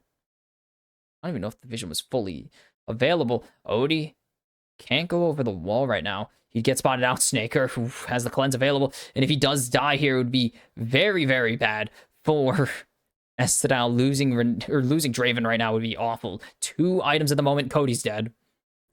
No flash available. Body slam. Flash. Boom. Bomba goes off on Cody, and he is 0-2-1 now. His second death of the game. He's not having fun. If they can lock down Sayo, but that's going to be cleansed immediately out, but that's Lions getting jumped on. The Rift Herald out. The Whirring Death not going to be enough, but it's going to be Zothev going forwards with the dice and the call to Meek finishing off Lions there. And now, as a 4-man unit, take this mid-tier 1 with the help of the Rift Herald, and Estral continue to be in this game. They're down about 1,000 gold. That 1,000 gold is in the jungle right now. Odie can be scary, but he's not really right now. Zothev needs to be careful. I don't know how he dodged that freaking... Okay. Sure. He dodged that. I don't know how, but he dodged it. I wouldn't have said he would have. I always think it's going to connect. It just feels like pros don't miss Pierce very often. It just doesn't feel like they miss Kalista Q very often. Like, at all. You know? And, okay, so it will not be a Drake sweep. Very clearly, they just killed Cody. They just got a ton of positional advantage in this midway. Ooh. Oh, shoot, but that's going to be a huge lockdown on Jose Dioto. He's just going to barely be able to get out the Nature's Grasp. And now Odie is on the loose. He's going to have to jump away as Zothev's here. Cody, can they get the Machine Gun Dream? As that's going to be Lava Lockdown, and Zothev has a second kill of the game here. Cody's just free-firing exclusively onto the Rift Herald. They have no smite, though, if Odie could just get in here. A nice petrifying gaze on to Summit. They can lock him down. There's so much damage coming out from Cody right now. Zothev is just tanking up. Odie will get killed. He flashes over the wall to try and kill this Drake, but he's going to get double killed instead. Triple for Cody. He continues to go forwards. He kills off Sayo, Lava, and Odie, and now he killed off Summit. Summit, Odie, Sayo fall at the hands of the Gorgon, and he is showing why this is his secret pocket pick. 3 kills unanswered right there, instantly on a killing spree. And that is huge because they lost Jose Dioto early, gets the Nature's Grasp off, but most importantly, good I didn't even notice the hostile takeover. It's the same color as the river. Against 2 forces, flashes out. Big lockdown onto lava. AP threat immediately gone. It's all Summit now. But he's playing a tankier build than he is playing a big Bomba build. Summit gets locked down again, though. Petrifying Gaze into the handshake. He can't really do anything. Zontov is just continuing to zone off Odie. Odie tries to flash to at least get the Drake. Won't happen. And Cody just continues to go forwards. Huge counter here to Callista. Sayo cannot leap while in the miasma, but he can auto attack. I don't even think he can auto attack. It's complicated. Callista's really coded weird sometimes. 4,000 damage from Cody. He teleports in, is a menace to society, and now swings the gold lead 800 in favor of Estral Lions. Watching over. Is going to get caught out here. Odie is actually ahead. Jose Dioto, again, just being the sacrificial, finally dies. Did he die last game? Now that we have those numbers, definitely input. No, 0-0 and 21. 21 of 24 assists, or 21 of 24 kills participated. My goodness. Again, another game where just some dude just goes absolutely ham. I don't think we had that in game 1. Not really. 13 of 18 for Lions in game 1. 16 of 18 for Odie in game 1. Lava, 14 of 18. So we had some close ones, but none nearly as good as Lava and Jose Lava in game 2 and Jose in game 3. And I don't think we have anyone this game. No, 6 out of 6 for Ackerman, 5 out of 6 for Cody, 4 out of 6 for Zothiv. We have some good ones. We'll see how long that lasts, though, because Ackerman is support, so he actually can... It's support and jungle who have the easiest time maintaining it. Depending on the mid laner, it's really easy. Like, Karma will be really good for that. Jace, you just have to be a homicidal maniac to get that, really. I really don't know how Lava did that on Jace, of all people. Snaker trying to land something. The miasma forcing the disengage here. Lions losing is almost down to 1,000 health. Most importantly, used to kill that minion there. Wearing Death. Valuable spell. Even more valuable bait. I love that Annie's getting picked, though, because it's just stupid. Like, Annie is the quintessential, this is stupid and shouldn't work champion, but also it's like, yeah, I could see why it works. Doesn't make it less annoying, really, for the players. Ooh, Baron's on. Yeah, no one's taking Baron for now. We are really watching to see these ADC items. Holy cow, these ADC items. 2.5 already. Summit is going to bomb and just waste time here. He's just stopping recalls. They need to stop Snaker from just backing and getting items. Quite literally. Oh, Snaker's 4 for 6 as well. They just really need to stop Snaker from getting items, because as long as Seo's able to start evening this gold lead out, or start evening the item diff out, it's playable. But Snaker is very ahead. Even in CS pretty much, and very ahead because of his passive. On 1 kill, very ahead. And we're waiting for to back. He probably has an item finished. If not, he has another component finished. Will be Rageblade done for Seo. Snaker just going to push out this wave against Lava, so not happening. Snaker does have really good push. It just costs him a lot of Qs. It's going to cost him a lot of time. 3 items on this Casio already. My goodness. Again, we have another player averaging, another mid laner averaging an item per 8 minutes. Not even, actually faster than Lava out 3 items last time. And that's a 7-stack Dark Seal on top of it. And that is Sundered Sky? Wait, what? Is that... No, that can't be Sundered Sky. Right?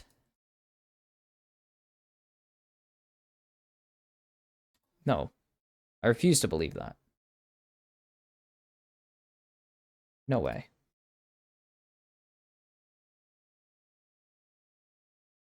Oh, Zothiv is in a bad position. I'll get back to the items in a minute. But Zothiv going to be able to dice away to safety. As the Drake started, Zothif is just dragging pressure pretty much as Estradal have full control of the river. Lava isn't going to land the stun, and Lava is going to be gazed at funny and stunned up instead as Cody continues to flash forwards. He's looking for Sayo here, and is the Fate's call going to go forwards? Lion going to continue to buy space. In the meantime, Summit and Odie have looped around on on Estradal. And now they're in there. The Drake pretty much reset. Cody continuing to just lay in damage on Summit right now. That is so much. But he's going to dodge everything. This man is not human. He is a machine at League of Legends. And Rainbow Seven give up Soul Point and a lot of value there. So many flashes. 5 flashes used there. Only 2 on Estradal. It is a Sundered Sky. You've got to be kidding me. Cody embracing his inner Summit and showing off and saying, I got moves too, buddy. You're not the only one who can dance around here. And this all starts again. Zothif just buying so much space. Look at this. They're all focusing on him pretty much. And it allows Cody to instantly jump forwards, get an aggressive position, and force Rainbow Seven to disengage. Now, because of this, someone's going to try and wrap around. Lava misses his engage. Flash W's just short. Snaker cashes out again. He hasn't died yet, so he has a lot of stacks there. And then Cody just flashing to continue going forwards, forces Sayo to disengage, forces Lions to disengage. The wraparound from Rainbow Seven doesn't pay off. Dodged by Jose Dioto there. Cask only knocks Ackerman away pretty much, forces the flash out of Summit.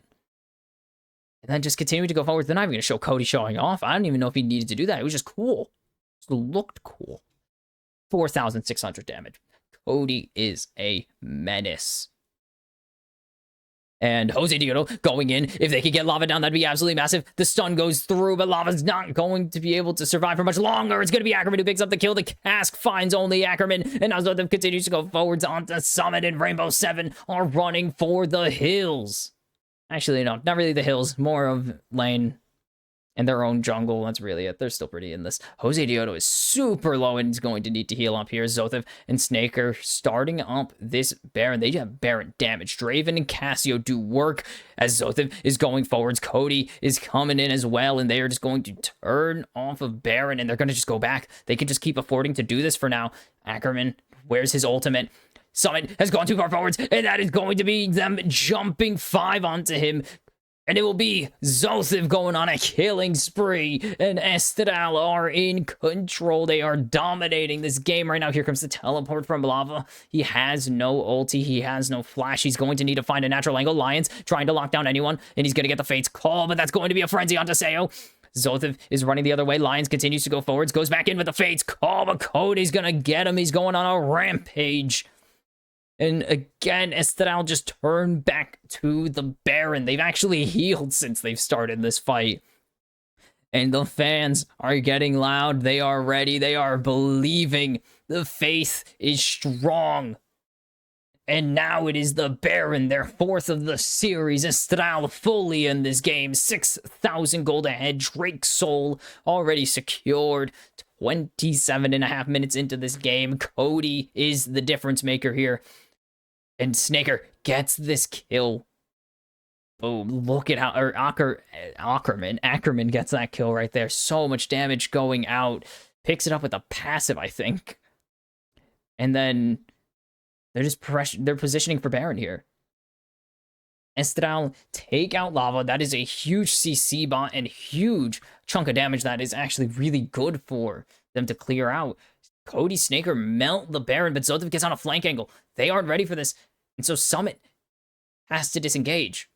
And then Estradal go for the Baron again. And because Rainbow Seven think they can push forwards possibly, they bait Summit in.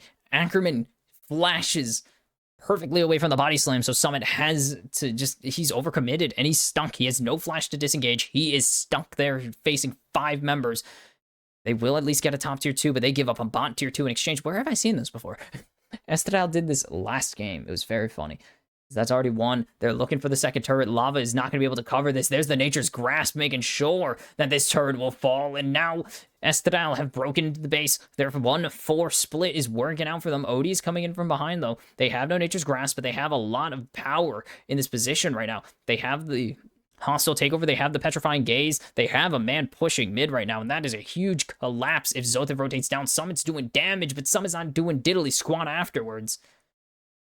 Meanwhile, the three laners of Istadal are doing huge things, but there's Zothev going in, but the hostile takeover finds 3. It's Snaker on a killing spree. It's a double kill now for Snaker. Lions continues to go in off of the Fates call. It's going to be a triple for Snaker. Summit's running away the wrong direction, and Estadal have won this game. They have forced game 5 against the odds. Estadal will rise like a phoenix to bring themselves back into the series. The Flash Petrifying Gaze finds no one, but Snaker is looking for 4. He's not going to get the Quadra. He's going to get shut down. Instead, Cody will go unstoppable, and instead it is just lava. Tibbersless in his own base. Lions is back, but I don't think an Annie and a horse lady can win this one for them. Estadal have fought back and are taking us to silver scrapes. The sweep is gone. All hail the reverse sweep, baby. What is this series?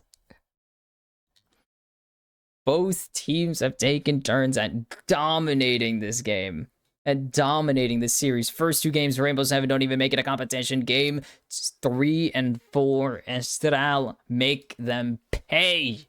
And we've seen this happen before. They did this already in their series. Game 1 won by Estadal. Rainbow Seven, first team to take a game off of them, and Estadal punched them in the mouth, making sure they know that they messed with the wrong team.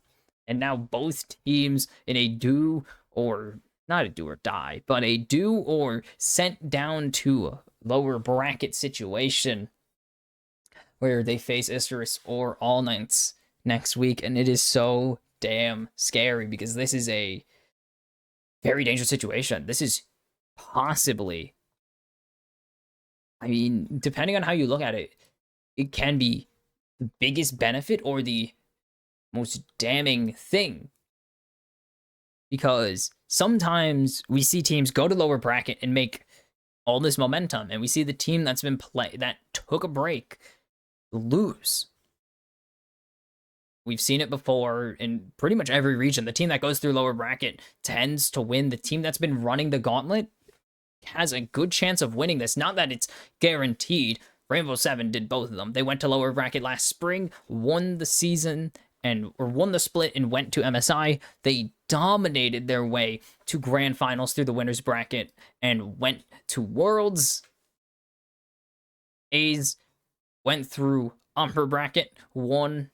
Isurus went through lower bracket, and that was like so far through the history of the LLA, we are 2-2 of upper bracket champion, lower bracket champion, and that doesn't really give us any information.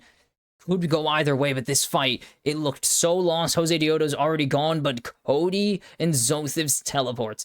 Zothev creates the space, locks down lava, and then Cody, knowing that there is no cask, or no, this is a different fight. Oh my god.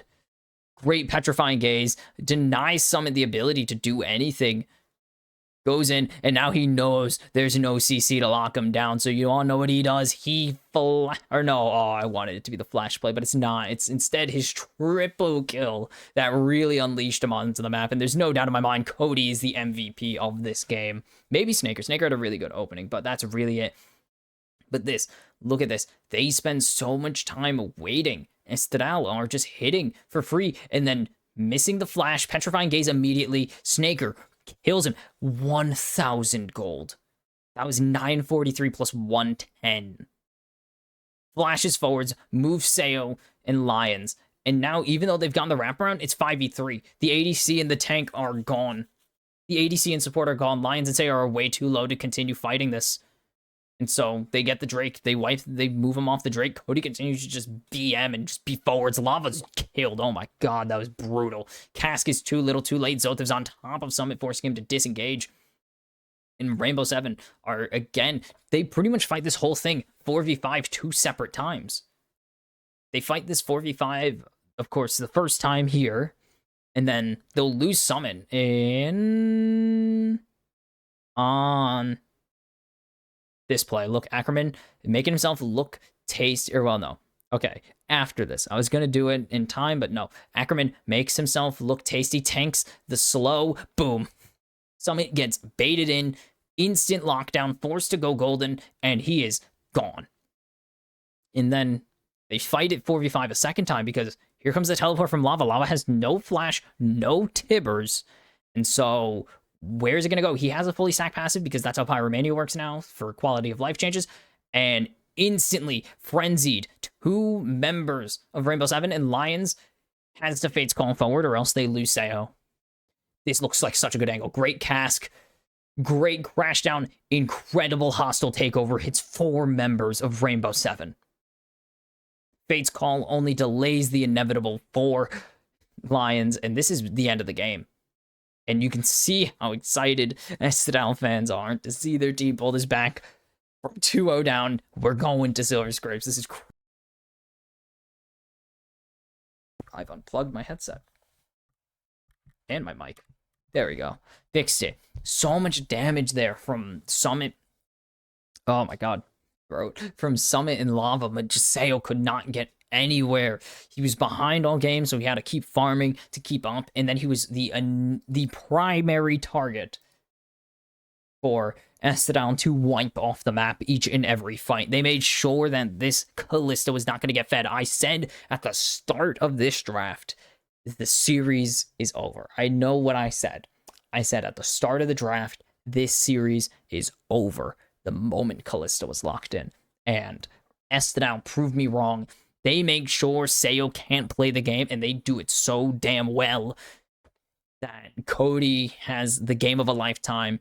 He's single-handedly carrying the Cassiopeia win rate this season, man. He is killing it.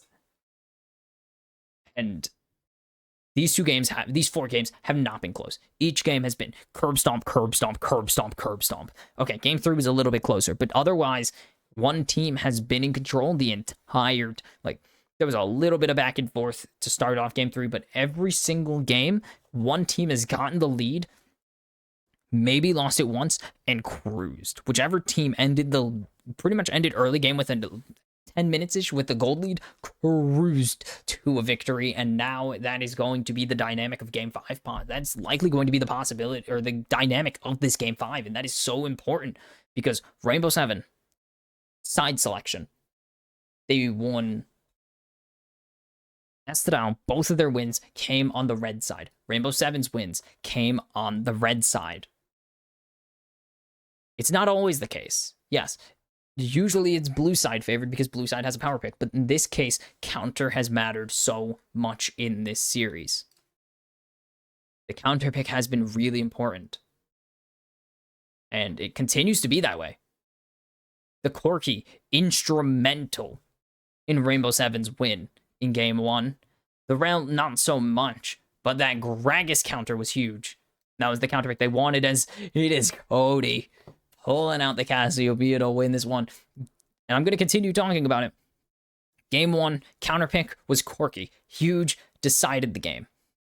Counter pick in Game 2 was actually the Gragas, because they locked in the Renekton B1. Gragas R4 was the counter pick. Annie in Game 4. R5, Annie, was a core part of the game being won, on top of Sejuani, of course. And then Cassiopeia, R5, won this game. Cody was allowed to just go. He struggled the first 2 games like the rest of Estadal did, and now he has fully been online. They have warmed up. They are flowing. The team is buzzing right now, and this team I don't know if they can be stopped. Rainbow Seven are going to need to show that resilience that they showed in their second series against them.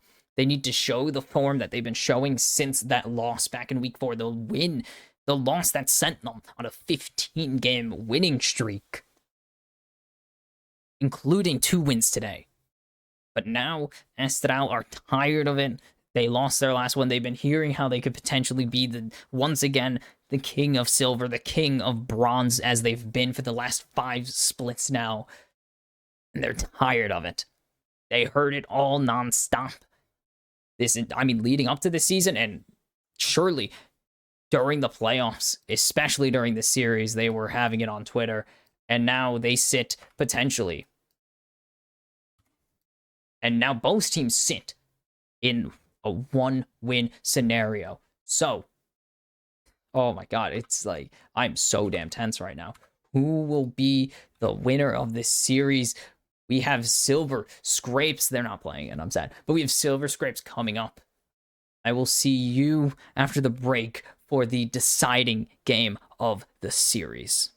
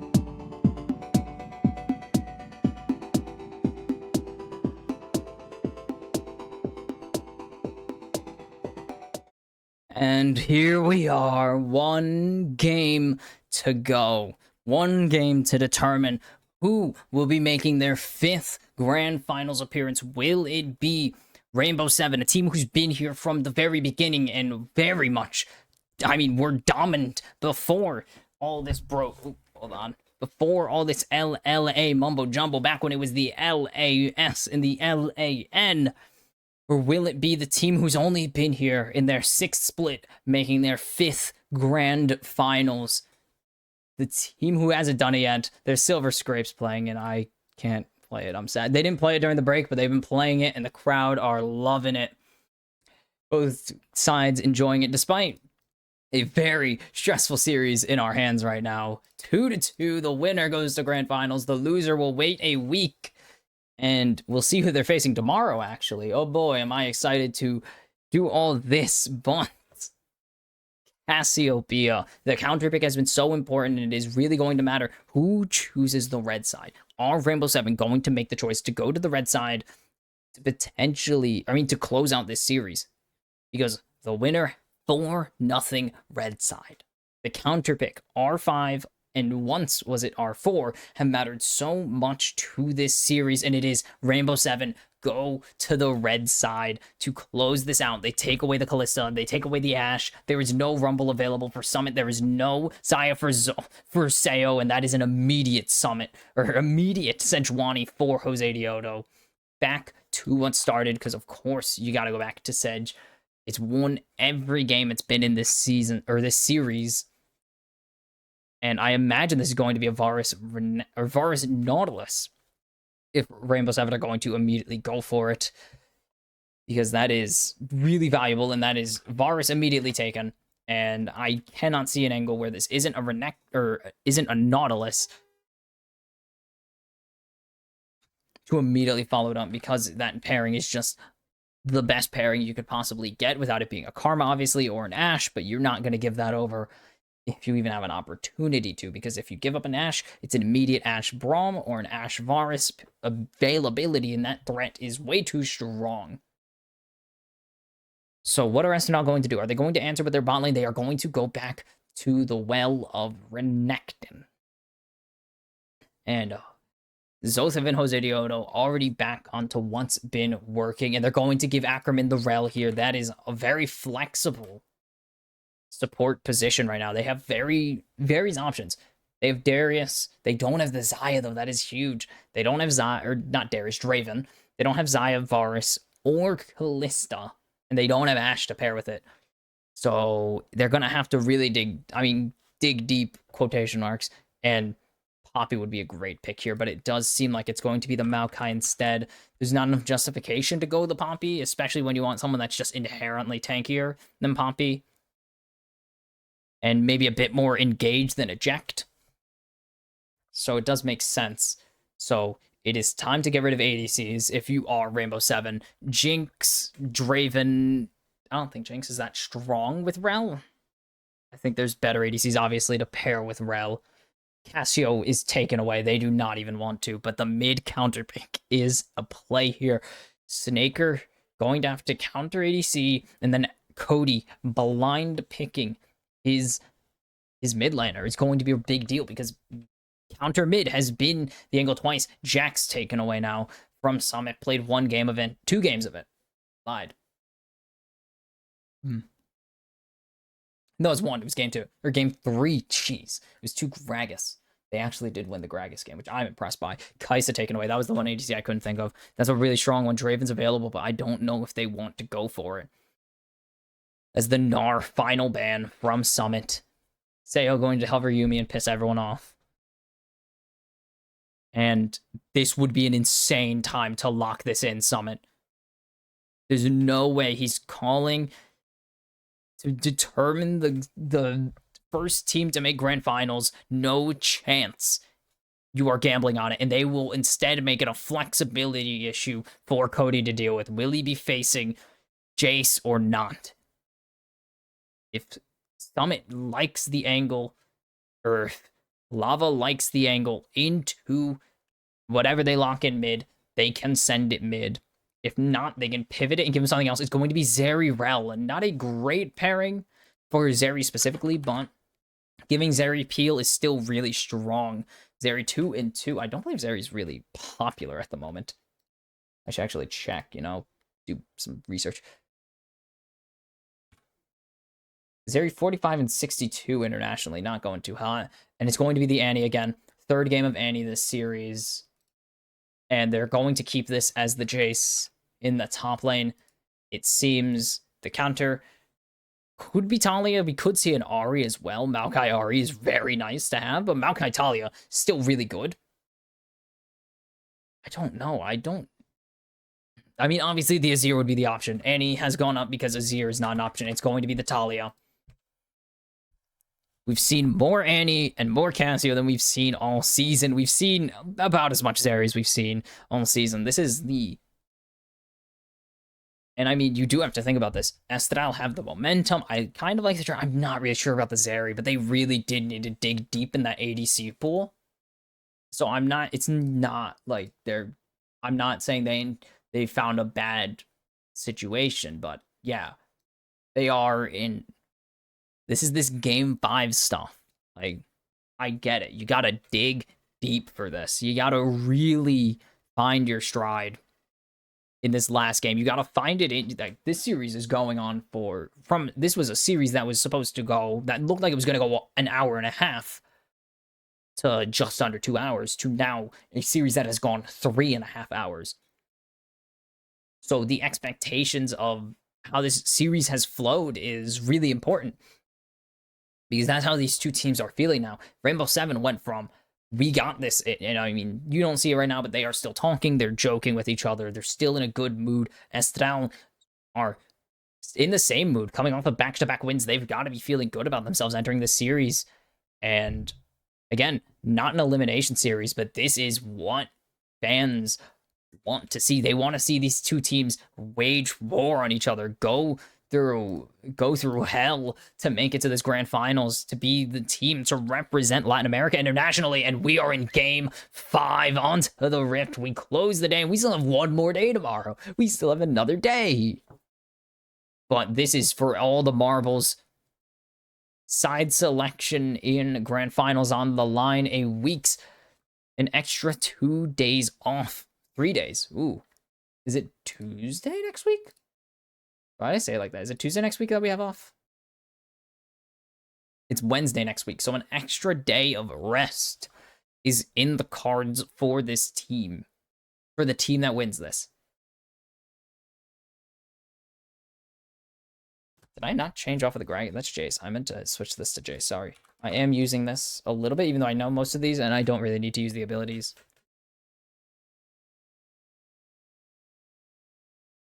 But this is insane. That ward is so... How did you get that ward? Huge ward there. From Jose Dioto, if he got that. Or from... I don't even know who got that one. That's crazy, though. Spotting out lava super early. I mean, it doesn't really matter. It's lava. But that is an insane ward to get. And the solo clear coming through, and that will give Estral a lot of push early. Especially with the Zeri into the Varus. You should have some control because your Q costs no mana and has a bit more spam ability than auto attacks. A little more damage than autos. Cody is in a good situation here. Is behind in XP, though. Not really going to matter. Ackerman is chunked decently low. No one's really going to care. He gets the shield whenever he crashes down, as Ackerman has hit level 2. Not going to land the Shattering Strike, though, so he's going to crash down to safety. Estral in a very good position in this bot lane, though. But so, Zothev taking a huge beatdown in this top lane right now. The Jace matchup has not been nice to him.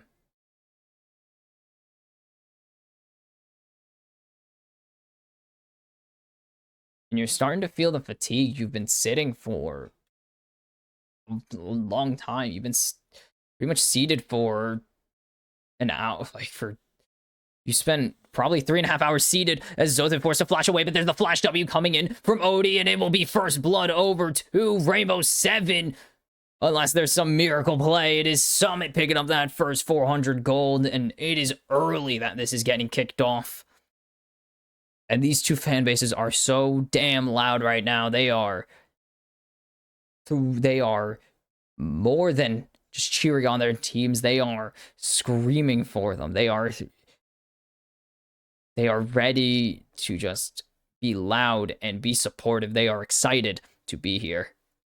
Jose Dioto, unspotted, but Lava, not in a great position to be ganked. And now they know that Jose Dioto's here, as he's just going to jump onto Odie. He wins this. If Odie's not careful, he will just die here. Lava doesn't have rotate. I mean, he has technically a rotation advantage, but he loses a lot for this. And so, Jose Dioto going to be able to... Oh, he's going to lose those minions. He's going to lose the small birds. Still against a big chicken. Big chicken. And this top play is so damn good. Zothev warded in mid brush there, as you can see. So he doesn't have a river brush or pixel. And because he doesn't have pixel brush, he just can't do anything. And Odie's able to just flash him. And Summit doesn't lose a thing. As Lava's getting jumped on, the shove will put Jose Dioto under turret, but he will survive with a sliver of health. And it's Cody picking up the first blood in this mid lane. And that's going to be teleport out as Ackerman's helping him clear this wave. Just needs to get him to recall. And he will get out of there with his life. Lava will be able to pick up this entire wave, though. Or most of it, at least, if he doesn't get all of it. And now Estrao back in the game pretty much. Not really worried. That took no damage. Holy cow, Summon has no damage yet. And great flash read there. And then Q flash. That's great. You could sacrifice 2 flashes if you get kills out of it and not die. And Jose Dioto is the definition of not dead. As Zothev is getting bullied here. But there's the re-engage coming through. But Lions is here. Zothev is getting dove. But Ackerman's here to answer. But he's been caught out by the hook. Snaker's not going to be able to do anything, and it's going to be Odie picking up the kill onto Ackerman, and the rest of Estral just need to disengage. They prevent the dive, but give over a support death instead. And now it's Grubs. Rainbow Seven getting really aggressive in this series. Or in this game specifically, that's what they wanted. These two teams have been really aggressive with each other for most of the series, actually. And finally, it's going to pay off a lot, as that is a turret plating over to Seo. Ackerman is caught out, and he's just dead here. There's no chance he gets out. He has Hex Flash. There's no response available. Cody isn't going to do anything. He doesn't even have passive out by the time he would made it to top lane, as Zothev is just continuing this. But Cody's here. He has the ultimate. And Zothev is just going to try and get something, as that's going to be the stun. That's going to be Zothev picking up Summit. And he tried to flash, possibly run down lane to just get into the try and escape, but not going to happen. And these two teams are just going back and forth with each other. And now Cody back to lane. Lava going to pick up a plating. But Odie's here to make sure nothing goes wrong. Jose Dioto's just walking in bot lane now. Like, these two teams are just looking for fights. They are just in such a strong position because with that anti-Renekton Sedge, they want to get involved. And, well, they want to get involved early while the ADCs farm up. They need to let... They really do just... Oh my god, I'm so tired. They really do just need to let Snaker farm here. And Zothev is playing the bait so well. And they get the flash. He tried to flash over into try, doesn't get it though, and instead just burns his flash too late. This is going to be first Drake over. It should be. Look at the control they have in the bot lane right now. They do not have push in mid, but all that bot lane push is worth something, but Odie's just going to disengage. They knew the Drake was there. This is a very stressful situation. No mistakes can be afforded to be made. What? That's not how that sentence should have went. As Zothev is just baiting and even going over the wall, Ackerman just going to recall in enemy Tribrush instead. These teams don't want to really make mistakes as usual, but now they're extremely valuable mistakes because of the pressure that is here. It's game 5. A lot of time to see what your opponents are going to reveal is available. These teams have put in a lot here, and this could be a huge ticket to see what else they have up their sleeves. I mean, the Annie pick was surely unexpected, though it has been rising in priority, so it's not a huge shock, but still wasn't expecting to see it. I never expect to see Annie. Even when Annie's meta, I never expect to see her. Annie. A Summit has actually missed the accelerated shock blast, and he's exposed is the word, but that sounds weird. He got PTA'd on. Does have the knockback at least. What is that actually called? Thundering Blow. That's a good name. That ward's dead now too, so Jose can actually push up. I don't even know if they knew that ward was there, but Jose's able to push up, and now he's completely unspotted. He has the ulti available. Glacial Prison will instantly lock him down. There's the Nature's Grasp, but it's not going to matter. Zothev has picked up a 2v1 kill with the help of his jungler on the lane gank, and now Rainbow Seven. Oh my god, Zothev dancing in front of Odie. Just letting it sink in. And so well played there by Jose Dioto. Checking to make sure there's no vision. And then executing the play perfectly. That is that is so ideal on what you want to see happen. Like, there's no other way to put it. That is exactly what you want happening. on your Sejuani lane ganks. And now the gold lead swings 200 in favor of Rainbow Seven, so just under a kill's worth of gold, or for the, I don't know, for the item-oriented diffs. Just about a glowing moat. A little bit more than a glowing moat's diff here.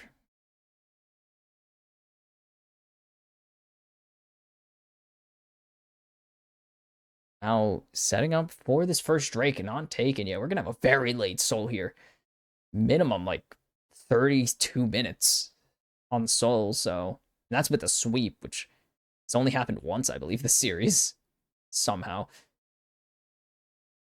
Now sending to bot lane. There's not going to be a dive. Chain of Corruption misses, but now Seo's in a really rough spot here. Double stun available for Jose, but Seo knows to just wait for the second stun to come through. As long as he holds cleanse, he doesn't have to worry about the Glacial Prison. The first Gromp set will be finished off here by Odie. Already had it. Already had the first set finished, as Jose Dioto is just making sure Lions tries to, or at least trades this vision for the moment. He continues to go forward here. The ward is completely gone.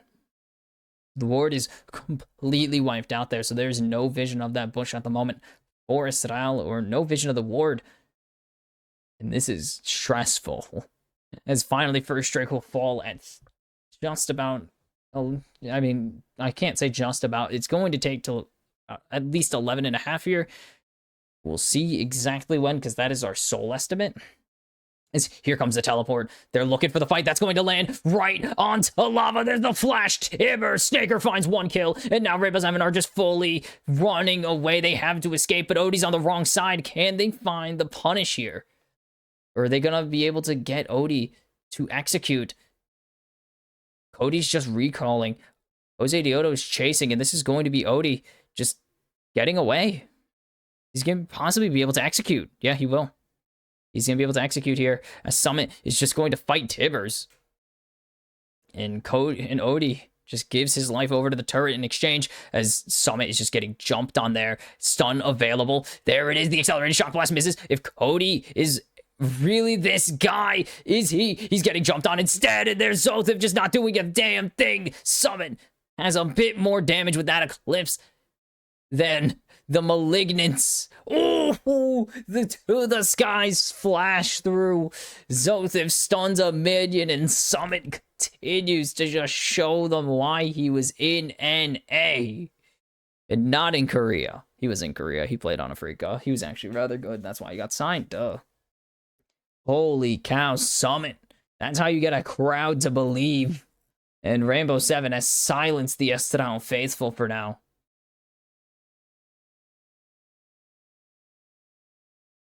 Summit has proven very good at this chase. So is Lava. And Snaker's just taking this mid turret. I actually want to see what.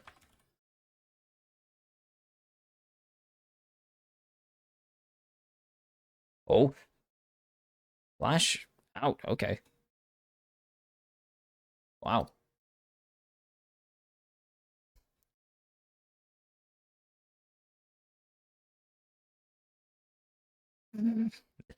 Sorry, I'm looking at Estral's Twitter. They just tweet out the image of the ban. That's amazing. And Summit just turns this around. He has so much damage. Cody took too long. Zotev just wasn't there as well. And that is the punishment.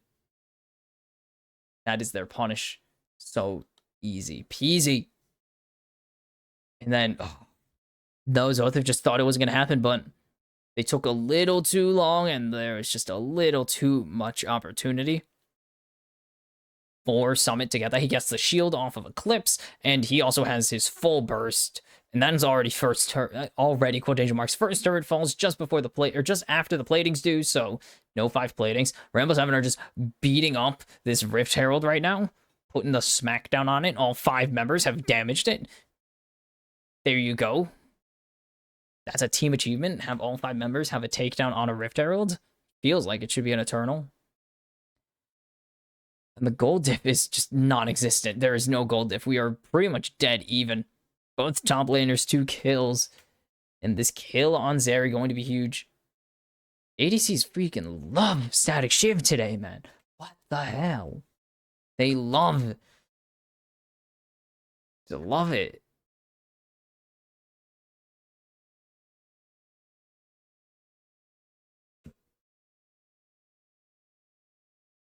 I don't know.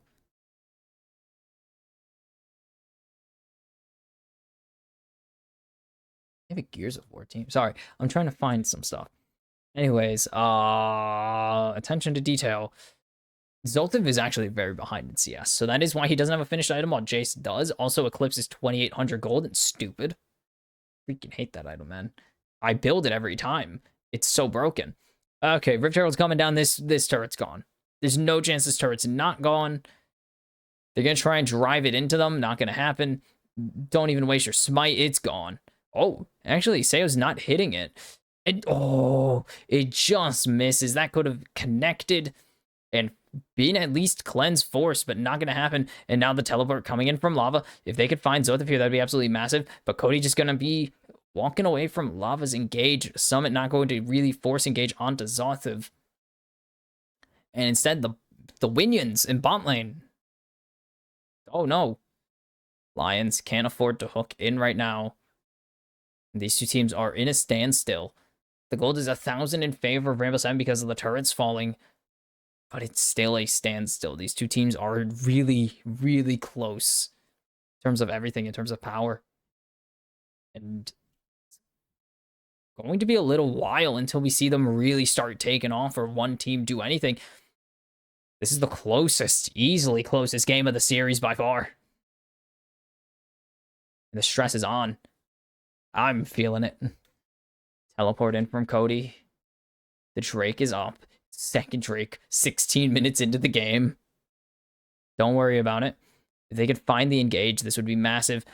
But there's the engage. Going out to Jose Dioto, going to be a flash away. Depth charge instead. And there's the 4-man lockdown magnet Storm Ackerman. And it's going to be Jose Dioto getting first blood in this fight. But look at Cody. He is falling. But it's going to be a 3 for nothing. 3 for 1. And there's Odie. Big missile from Snaker. Double kill for Snaker. Double kill for Jose. And it's going to be second Drake over to Estrel. Somehow they find a 4 for 1. 1A5. How do they do it? These magicians of League. They are insane. 3-0-2 on the Zeri. This is a fed Zeri. 1-2-6 on the Annie. He's doing his job. Look at Jose engaging. Airborne's his teammate, Cody, with Ackerman. Huge CC. And by that point, Cody's already done his job. He can die here peacefully. He's laid down Tibbers. He's got his CC down. He stunned 3 people that fight. So Cody has done his job, and he makes sure everyone else knows. 3,500 damage. Easy.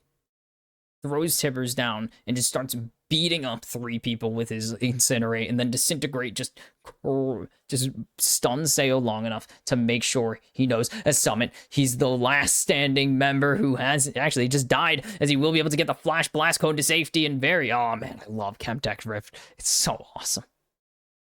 Oh, Snaker's caught out though, and he's gonna be sent every which way to the grave. Shut down for Summit. And now he is cooking. 4th kill of the game. I want to get total kills this series. A lot. Got a lot. Let's put it that way. A lot of kills. Really only had 2 big kill games, too. That's crazy. They will get the top tier 1 in exchange. They already got the bottom tier 1 a little while ago. Holy cow. 2 items on Zeri, though. There should be 2 items on the Varus as well, though, in response. That's a Nico. Ah, pissed. It's not Nico. We're back to dead even. No matter how often, no matter how much these teams fight, no matter how many people die, we're dead even. Look at Jace's damage. Oh my god, Summit. This is lava all over again. Was this Jace's 15th kill of the series? 17th, I'll get it right. 17 kills for Jace. Oh, my fingers, man. My hand is cracking. It's our first Trailblazer. We haven't seen it in a while, at least. It really is going to come down to a who blinks first. Baron on the map.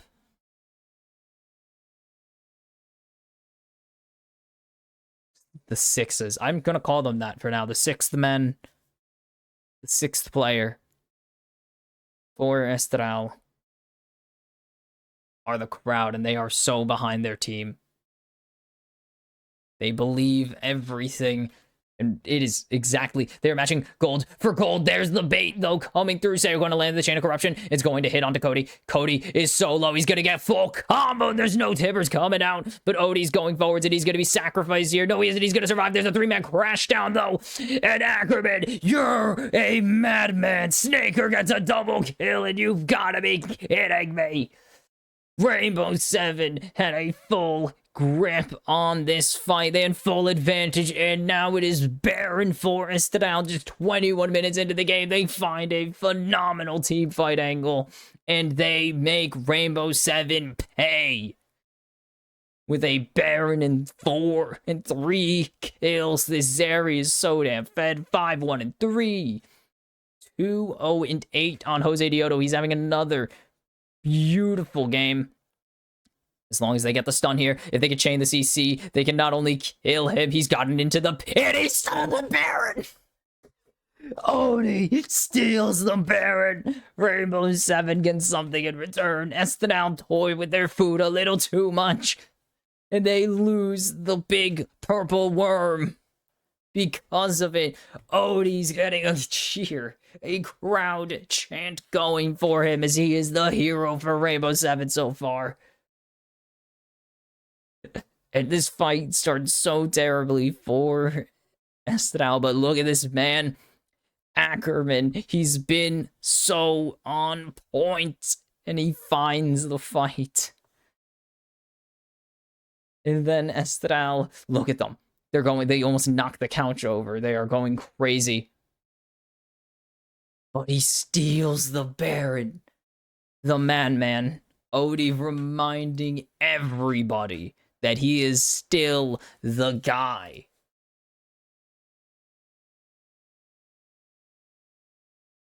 Like, Estral going for the 3-0. They're looking for Soul Point. Ackerman's on a flank right now. And there's the 3-man crash. Now Magnet Storm, but they've gone into the back line now. Jose Dioto's in danger. They steal the freaking dragon as well. But Snaker's on the loose. 1. Make it 2 for Snaker. Zothiv's just going forwards. It's going to be 1 traded. Zothiv's gonna find 1 more. It's 3 for Snaker here. No, it's gonna be 1 for Jose Dioto, who's going on a killing spree. And Rainbow 7, they get the Baron, they get the dragon, but they are going to lose the fight.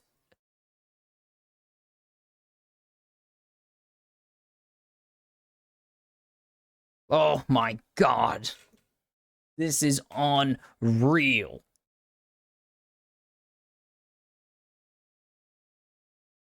This guy is just too good right now. These guys are playing so well. 2 tier 2s will fall. And I cannot believe the game that is being played right now. They are playing so powerfully.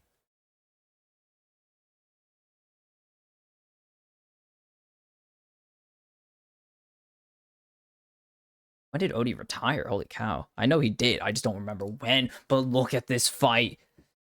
It starts out. They get a huge crash down engage, but Odie's in the pit right now. Odie's in the pit. And Jose just doesn't smite it. He doesn't have the time. It's a 50-50, and they don't get it. But they make sure that Estral still gets something by putting the hurt on. He retired, yep. Retired for a year, came back with Rainbow 7. He's still here, and he's reminding everyone that he's still damn good. And so Estral lose the past 2 objectives, but they have moved ahead 3,000 gold while doing it.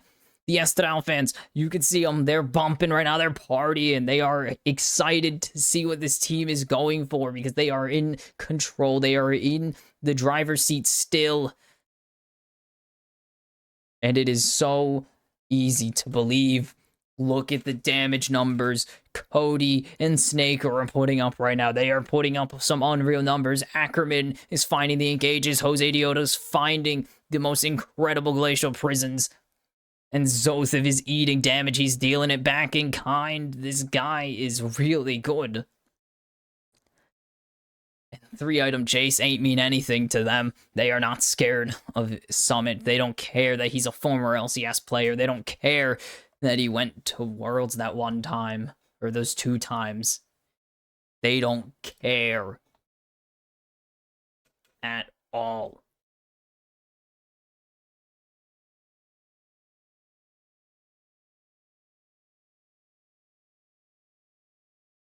Like, it is fearless. It's only been to Worlds once. Damn, 2 regional finals. Punishment for being on Sandbox. That's the Sandbox tax, man. And he was sub for Afrika when they went, that's right. So didn't play a game.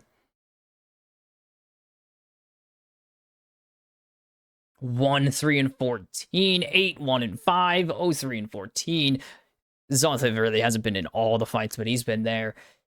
15 of 16 for 2 players, 13 of 16 for Snaker, and 14 of 16 for Ackerman. They are just beating Rainbow 7 everywhere on the Rift right now, and Rainbow 7 are putting up one hell of a fight. They've started this series so hot. Estral cooled them down. Rainbow 7 start this game hot, and Estral again have cooled them down, though Rainbow 7 still won't stay down for the count, and that is what makes these 2 teams so good. Both refuse to stay down. Neither will let you just knock them over and win the series. They both wanted so damn much. They are perfectly capable and willing to put it all on the line here, to put it all out, to go all out in this series and do it again next week. Because for them, this is more. For both of these teams, this is more than just a spot in the grand finals. I hate to do this narrative garbage during the series, but we're in the lull. Neither team are going to fight. They want this Baron they want this to be a big Baron fight. They don't want to risk it unless they know they can win it. And that is the state that we are in. And now Estral have ganged up on this top side. They have full control of top jungle. Baron in 5 seconds. Ackerman and Jose Dioto can just brick wall Rainbow 7 off of the Baron right now. Summit is going to push in this bot tier 2. Try to get something on the cross map. He has teleport if they need him to go up there when the fight breaks out, and they will definitely need him. Estral already burning the Baron. It's already at half health. Ackerman's here, and he's going to crash down straight onto Odie and onto Ackerman, or onto Lions, and it's over. Already Snaker dominating. He's found one. And Summit has teleported up. The turret did fall in the meantime, or while he was doing it. Estral are making sure that Rainbow 7 pay for that teleport. The teleport wasted. And now Estral pivoting to the Dragon. If they can catch out Summit, that is all the damage gone. They're looking for it. Going to get the airborne, knocks him away. Zothev is just going in, tanking 3. If he can get Jose Dioto to at least be valuable, but Cody's going to take down Summit. And now Rainbow 7 are running for their lives. They need to. There's a full 5-man unit just ahead of them. Rainbow 7 will lose soul point here unless Odie has a miracle steal in him. I don't see it happening. They can try and rush the Baron, but they would know. Estral would know immediately that something's going on. Instead, it's going to just be vision checks. And now soul point for Estral at 33:48 will be the spawn time. And the danger has just been upped. 17 of 18 takedowns for Jose Dioto. 17 of 18 for Cody. 15 of 18 for Snaker and 16 of 18 for Ackerman. This 4-man unit has been lethal on the Rift. They immediately pivot off of Baron. They find 2. This is absolutely huge. Ackerman, Jose Dioto are a well-oiled machine right now, and Zothev is there just to ensure everything goes right. And then they disengage. Oh my god, I am like losing it. Summit clears out this ward. Estral start to collapse. The wraparound from Ackerman is great. Teleport from Zothev draws pressure here. And he's going to be able to get out perfectly fine as well. Stuns himself up, but he gets out. And now the fight's just immediately broken out. Glacial Prison onto Odie. Doesn't really matter. I don't think it hit anyone. But Estral gained full control of this river, and that's all that matters right now. Rainbow Seven going to start pushing in this mid lane. But they can't push as long as Jose Dioda's holding this wave. Lions throws the hook, but it's not going to connect. Dredge line isn't there. Ackerman has been hit by the accelerated shock blast, but Rainbow Seven are just going to start pushing in mid lane. Ackerman's on ward. They've spotted out Ackerman, I believe. Yes, they are. They are spatting him out, so they know that he's going for a flank play here. They need to be careful. Because Ackerman could be gone, but he's just holding position, and now he's going to disengage. And now Summit is being jumped on here by Zothiv.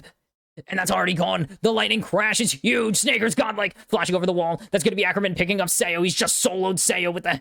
duoed Sayo, I should say. As Ackerman will fall to Odie, but Lava will fall. It's a double kill for Snaker as he goes legendary. And Estral, again, just getting kills. They are still 4v3. They can push here. They can end the game. The potential is limitless for this team right now. Estral could be doing it if they don't goof it up. It's 2 tanks. The only damage, there's no damage. It's 2. They took down Lava already, and that's the hook going down the Glacial Prison.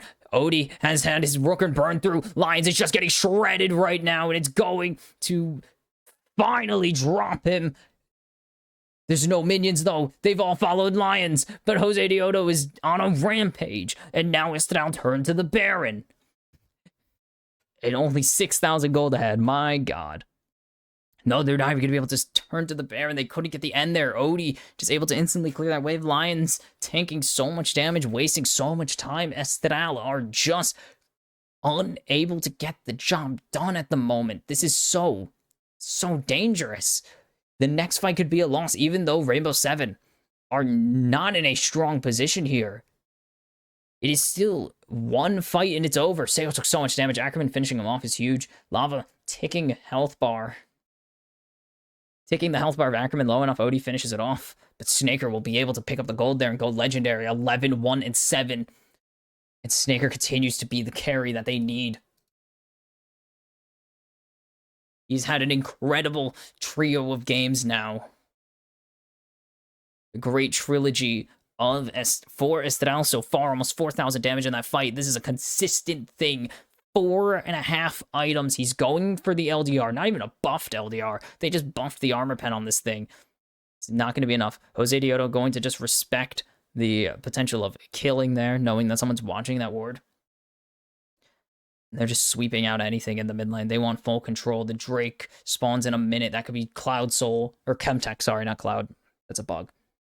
Chemtech Soul, another one. The second of this series could be absolutely huge. Rainbow Seven have the Drake pit now, or have the Baron pit now. Rainbow Seven have the control. Estral need to walk into them.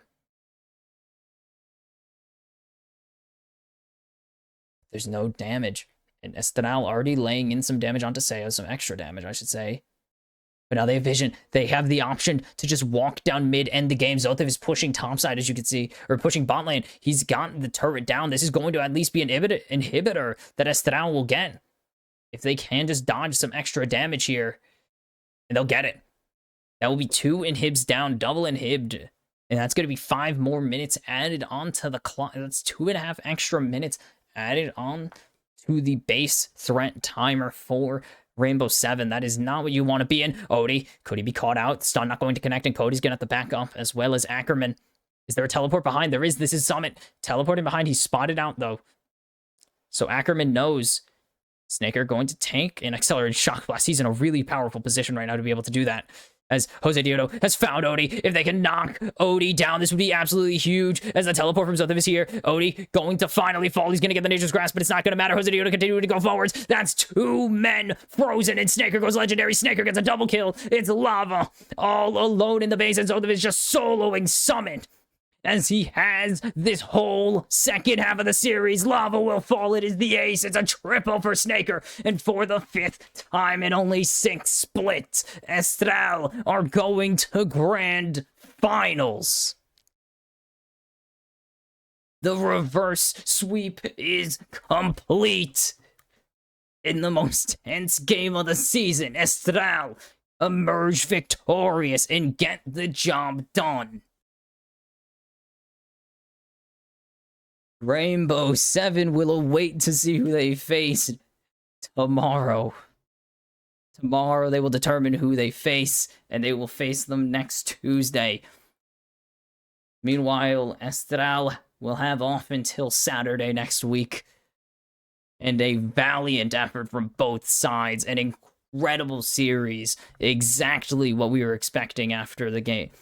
After games 1 and 2 were done, we saw Estral pull it back, and this is what we were expecting. A close game, at least somewhere in there. And these two teams went to war, and Estral come out on top, and that is absolutely huge. Both teams fought for their 5th Grand Finals appearance, but only one can come out on top, and Rainbow 7 will have to wait till next Tuesday to determine if they will be joining Estral in the 5 Grand Finals club, as the Estral fans are taunting the Rainbow 7 fans, fully proud of their team in their performance, and Rainbow 7 should be very proud of their performance too. They did end up losing a very, very winnable series, but it was a tight one. It was one that any mistake could have been the one to knock them over. They had a few angles where it was almost their game, but Estral battled through. They get the reverse sweep, and now they have once again proven themselves to be the cream of the crop and the best this region has to offer for the time being. And my God, what a series. It could have went either way. Back-to-back objective steals for Rainbow 7. It was so damn close, but it just doesn't come to fruition. And in the end, it is Estral who battle through. They don't even need another Baron. They don't need the Drake Soul. They just 4v4 Rainbow 7 to death and solo out Summit, and he's gone. And that was a wild series. I'm so happy to see it go to 5, to finally get a really big series, a really close series as well. And that was amazing. And again, props to both teams. They played incredibly well. They both dominated a pair of games and poured their hearts out for Game 5, the closest game of the playoffs by far. It was one team fight away from Rainbow 7 running down top or bot and ending it. And it was one team fight away from Estral running down mid and ending the game, and we saw it happen. So phenomenal performances from both parties. All 10 players had incredible moments where they showed up, but it was Estral who had the bigger set of 3 games well put together, and the first sweep is a complete, and it is a dream, and it will be Rainbow 7 whose dreams of the 5th Grand Finals are shattered for now, but they're still very, very fixable. So with all that is the Kimchi cast for today. A tense 5-game series. I have been your host, Bonks Kimchi. This is Leo, the little gremlin that lives on my microphone, on my mic stand. Oh my God, I'm so hopped on adrenaline now. And as always, I will be here tomorrow. Somehow, don't ask how I'll do it, but I'll be here tomorrow for All Knights versus Isurus to determine who faces Rainbow 7 who faces Rainbow 7 next Tuesday in lower bracket finals to determine who will be facing Estral in grand finals. The words are really hard to come by right now. I've been casting for freaking 4 hours, and I love every second of this freaking series, man. Oh my God. Follow the stream if you want to watch this garbage tomorrow. Follow me on Twitch or follow me on Twitter if you really, really want to see me tweet nothing at BoxKimchi. That's really it. I don't feel like plugging anything else. Yeah, that's really it. I'll see you tomorrow, and as always, have